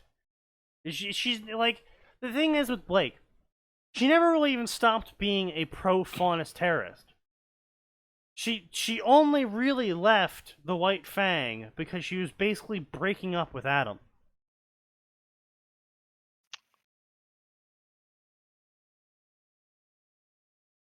Because she straight shit said to the White Fang, brothers and sisters of the White Fang, that's not something you say to a terrorist group you believe you left. You don't go back to them and go, comrades, you know, we're the best together. Why are you working with that filthy human? That is not what you say. If you left the terrorist group and are trying to reform.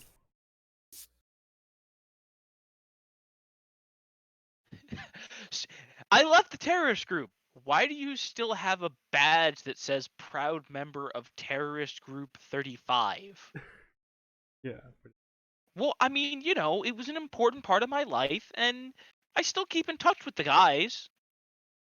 The guys? Yeah, they were telling me about this bombing they had planned on the 43rd of February. 43rd of February. Yeah. Yeah, that was definitely one of those things. It's like, yes, oh, Isley, that is literally yes. That is pretty much exactly it. I'm not obviously not going to read their comment out loud, but everyone should read their comment. Yeah.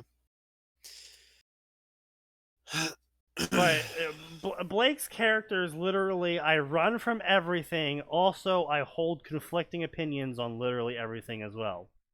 The White Fang did this, she says, pointing to the house that she burned down. Her house. Her house. Her house that she burned down. That she fired a bullet into the rafters of. To intentionally burn down her own house. Yeah, no, the more I think on some of the shit that Blake does, it's like, oh my god, 90% of your problems are literally you just being stupid and not recognizing a pattern. Yeah. I will say, I am actually really loving Cor Alaron's latest fic. The one? Rabbit Among Wolves. Yeah, that. In which he fucking savagely destroys Team Ruby. Yeah. When it comes to that dock scene. It's one of those things where it's like, you know, Core hasn't yet talked about the fact that Team Ruby did cause millions in damages. At the docks. Let's not forget what they did on a highway. Also, hey guys, let's all go fire our guns around cases of dust. Yeah. Highly reactive explosive dust. And then Penny just fucking shows up and is like, hey guys, I'm gonna go fire my heat beam. Like, Penny, no! Don't do it! Yeah,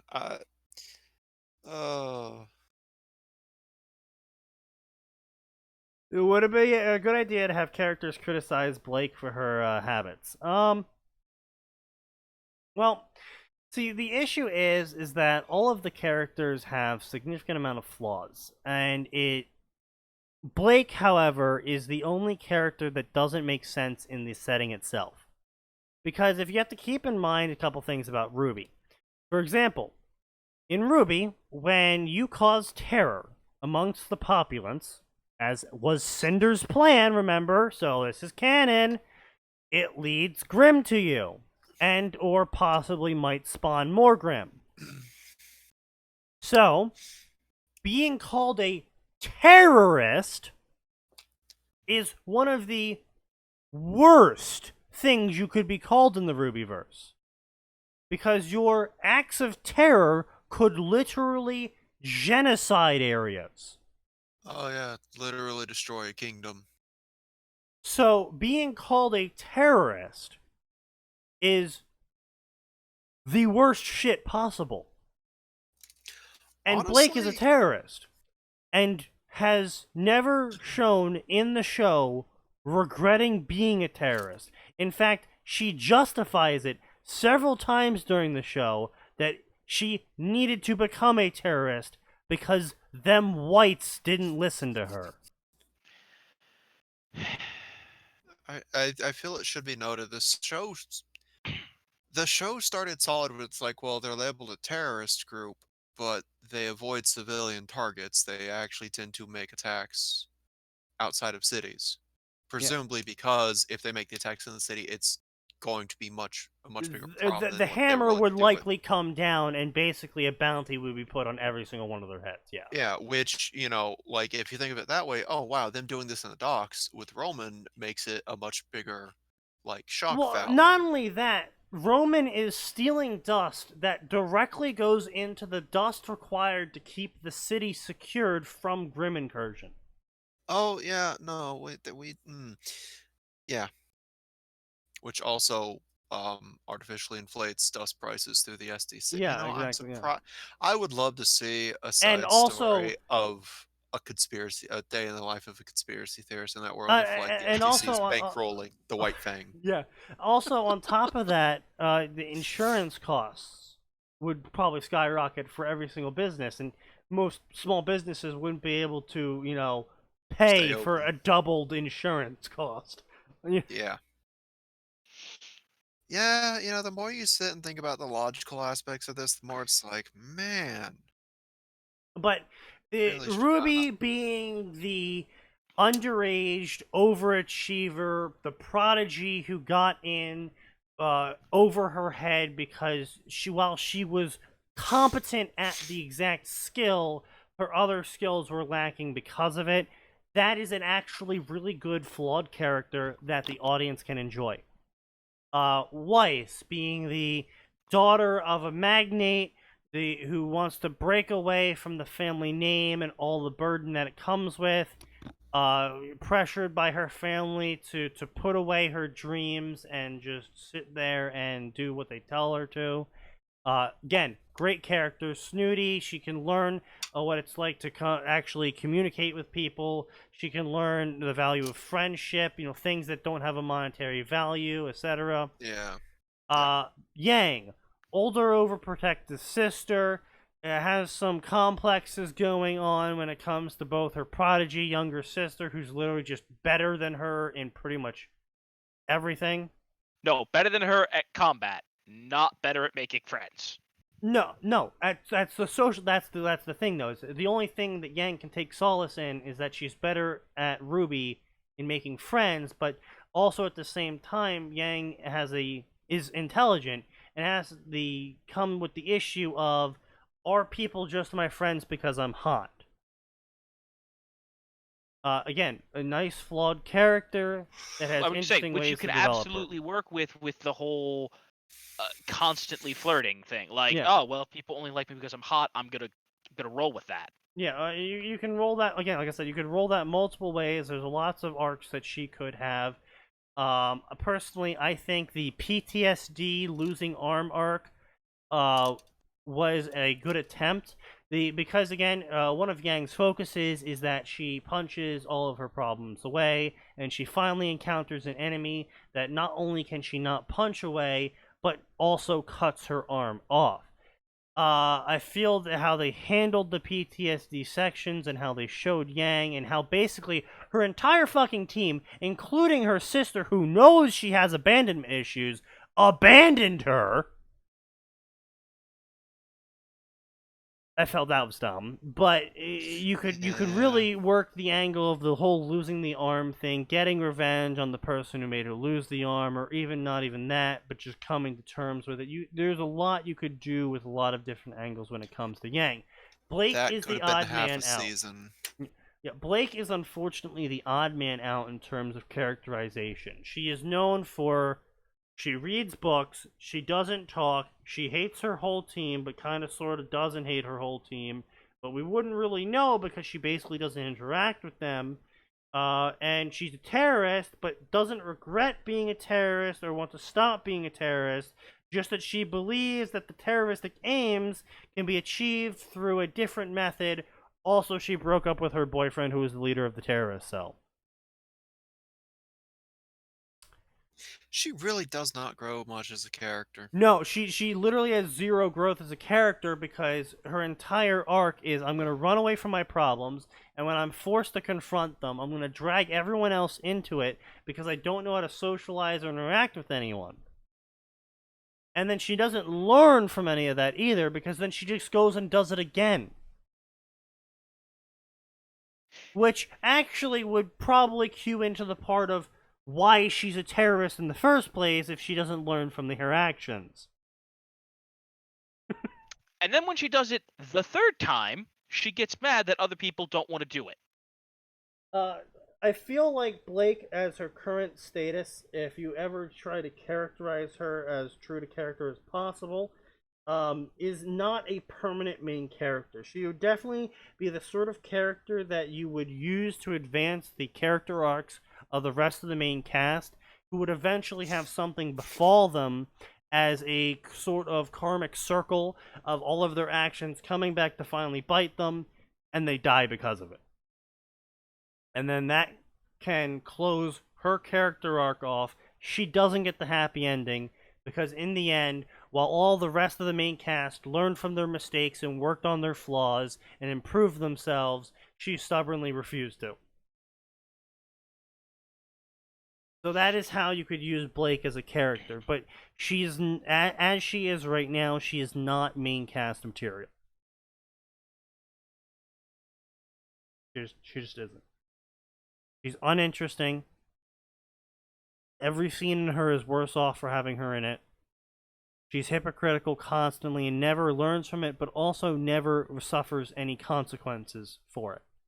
Like, the shit she did with Adam, Yang gets her arm cut off. She never, and then she runs away from Yang, so she doesn't even have to confront Yang on the whole part where her fucking arm gets cut off because she has boyfriend troubles. And by the time Yang catches up with her, like, now listen, I do understand part of it is And that Yang was actually a has great had- scene where they were all sitting down and Yang fucking unloaded on both Ruby and I felt that she didn't do it like long enough. But yeah, obviously, but they still at least had a scene. yes. And I do appreciate that part, but that there definitely needed to be a lot more than that going on because the second she saw Blake, they looked at each other and then they hugged and everything was fine and it was never mentioned again. Also, they're in a relationship now and they're deeply in love with each other because that time they shared a hug in season 1 and then they high-fived in season 3. Yeah, Miles and Carrie totally earned They that really set ship. that up. And the thing that annoys me the most about it is they seem to be going with this implication all of a sudden that like all of the partners, like the hunter partners, are ending up as partners, and it's like, but we had zero indication of this before. Yeah, Morgoth. The We actually did sit down and watch seasons 1 through 3 of Ruby on live stream. And Rooster Teeth, who we actually contacted, and they responded. No, they never responded. No, didn't they tell us that the information is on the website? I don't. Pretty sure I never got a response to that. But either way, I went through very carefully and tracked down the statement. They said if you put this on your videos, you should be fine Yeah, as long as it's not monetized. yeah. So not only did we not monetize it, we did all the shit they said to do, and Max tried to contact them over it, and they might have responded back or they might have not. But after all that shit, they ended up taking our videos down, even though we included multiple graphics and I edited the footage so it was clear that it was not official Rooster Teeth footage. And they still took it down. Likely because we spent the entire 4 hours we watched those shows just shitting on them endlessly. Yeah. Oh, or a lot of the characters in Ruby had massive potential to be better than they were.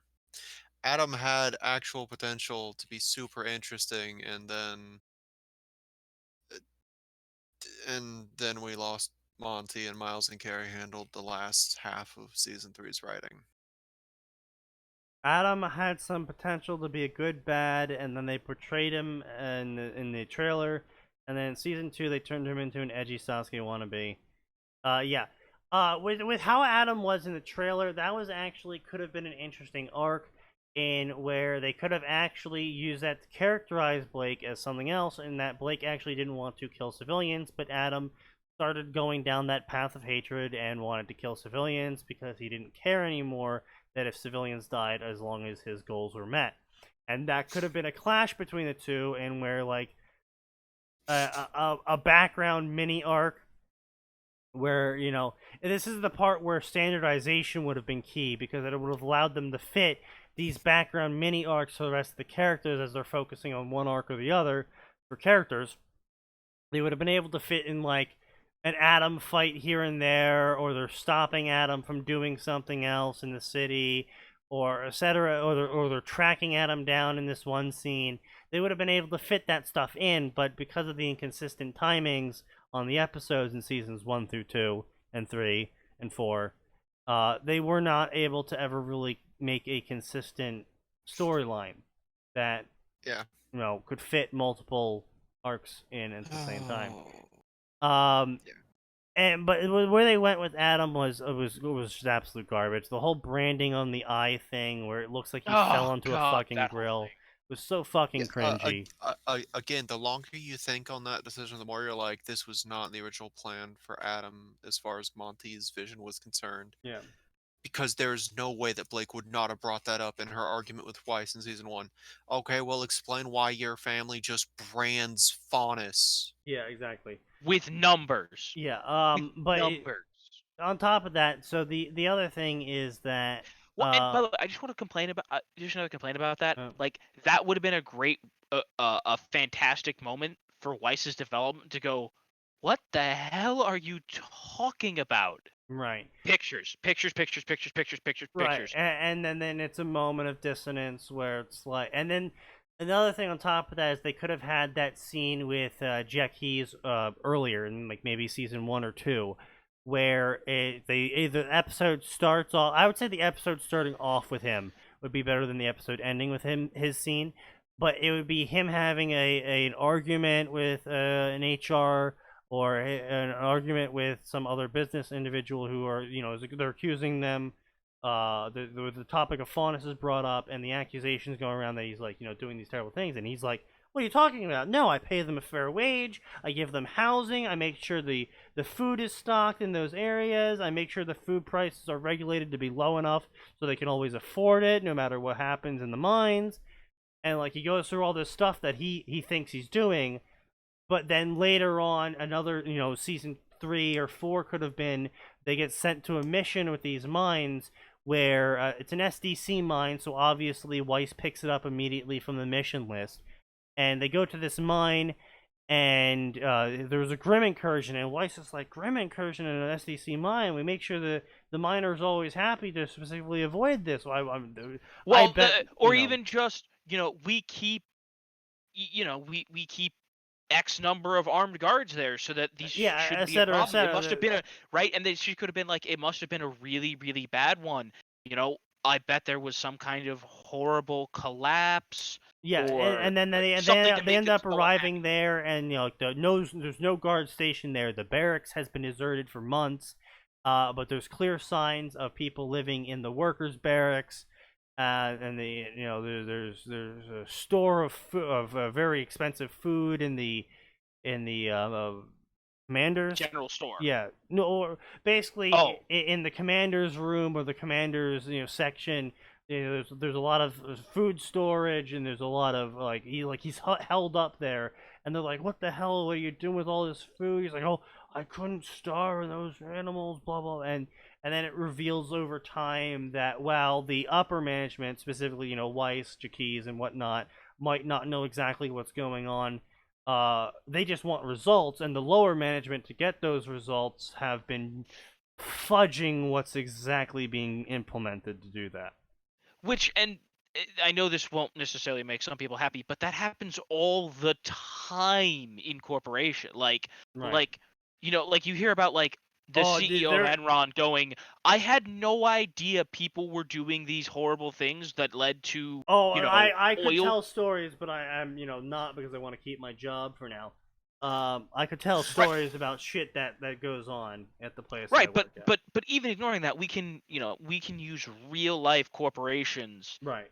where people at the very top may not have actually known that Exactly. horrible things were happening. And then that would actually be able to characterize Blake, because then you could have Blake both confront Adam over time over his extenuating extremism, his escalating extremism, and have that used as a juxtaposition point where Blake also goes through this character arc with Weiss, in which she realizes the SDC, the management at the top, isn't actually doing this crap. They aren't telling their people to do this crap. It's just really shitty people in middle management that are doing this because they're greedy and they just want more stuff.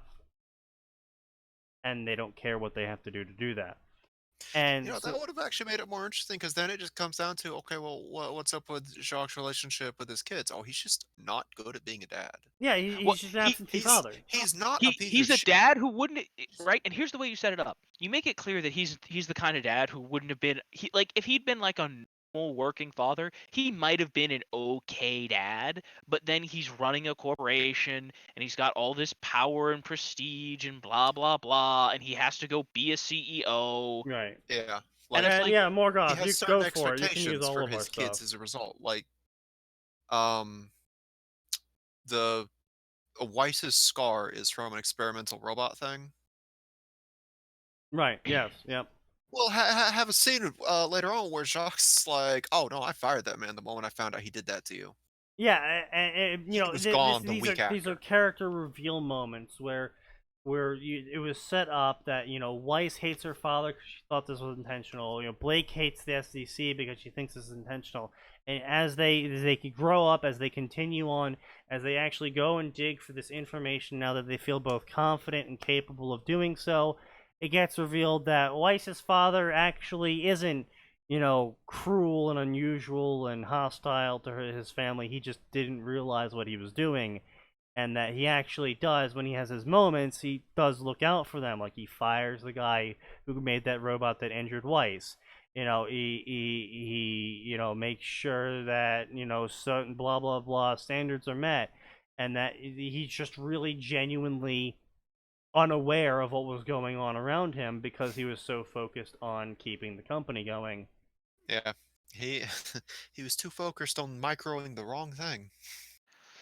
you should have been microing the Marines, not the siege tanks, kid. But it's your fanfic. This is what we're saying is you can make the robot, you can make it a Grim. It doesn't matter. Fuck canon. It's literally canon's just literal garbage. It doesn't make sense half the time. Fucking how are we getting these? Well, what are those? Oh, it's force field dust. I'm fucking. Excuse me, what? What was it? Hard light dust. Yeah. That's what. Oh, what's in those missiles? Oh, it's missile dust. It's like, fucking seriously?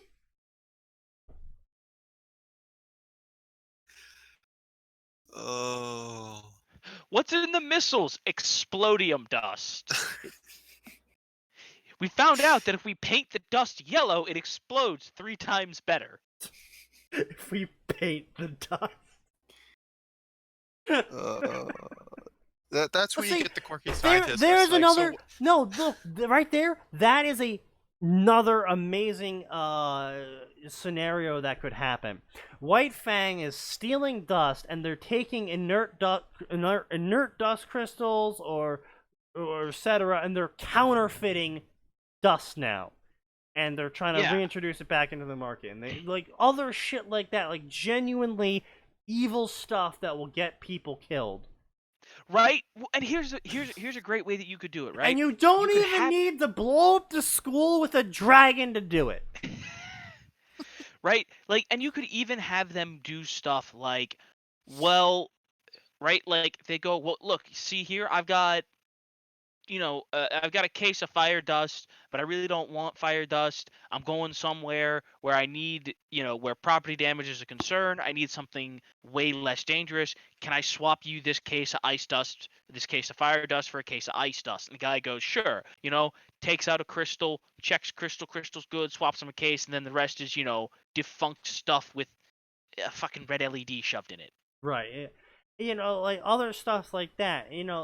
Genuine stuff that criminal groups do actually do. And it's not even outlandish shit, and it's sensible shit. And you don't even have to exaggerate and come up with some fucking retarded plan like to perform a grand theft terrorism. Grand theft terrorism. Using military technology to fly unauthorized over a city. Well, and you know what would have been a way less annoying thing than we hacked all the robots because they're all controlled from one thing and there's no security on them? What? Take the plot point from season 7, where there's a hole in the security network. Right. Because they didn't get rid of X guy's credentials, and then go, yeah, the White Fang have been using that in all of the cities that Atlas patrols to get away with crimes because they've just been faking Atlas credentials. Right, exactly. And it's all sorts of shit that you can investigate that, reveals to Blake the true extent of this shit, reveals to Weiss the true extent of this shit, that then can be piggybacked on top of. You can then attach Ruby's character growth and Yang's character growth from this, and where Yang realizes that she has her own specializations and effectiveness now that they're out in the field doing things, and Ruby is too excitable, she's too small, she's etc. this, that, or the other thing, and that she's not capable of doing something that Yang is, and then Yang can start taking pride in something that isn't just her body. And heck, you know what? Start with Ruby being selected as the leader, and then, you know what? Make it so that she's not the leader.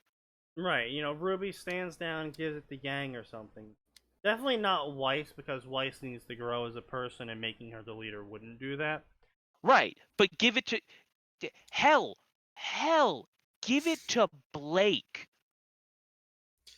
To force responsibility on her, to help her realize that she can't run away from her problems. Not only that, but it would produce a fairly humorous moment of Ruby not wanting to be leading this group anymore, and Blake trying to be sociable with people is like, okay, well, I have previous experience leading groups, I could do it temporarily until you feel comfortable enough, and Ruby's like, oh, thanks Blake, and so then that Blake would starts require some major changes to Blake's character, by the way. I'm aware, but what I'm saying here is an idea. But Max, I'm saying you use that, like, you can even have Ozpin do it as a, like, when someone asks him, why did you give it to the person who always runs away? Because I think she's not going to run away when it will literally kill her friends because she's the one who's in charge of making decisions. And then you can start. Now, whether or not that actually works is a different story. Yeah.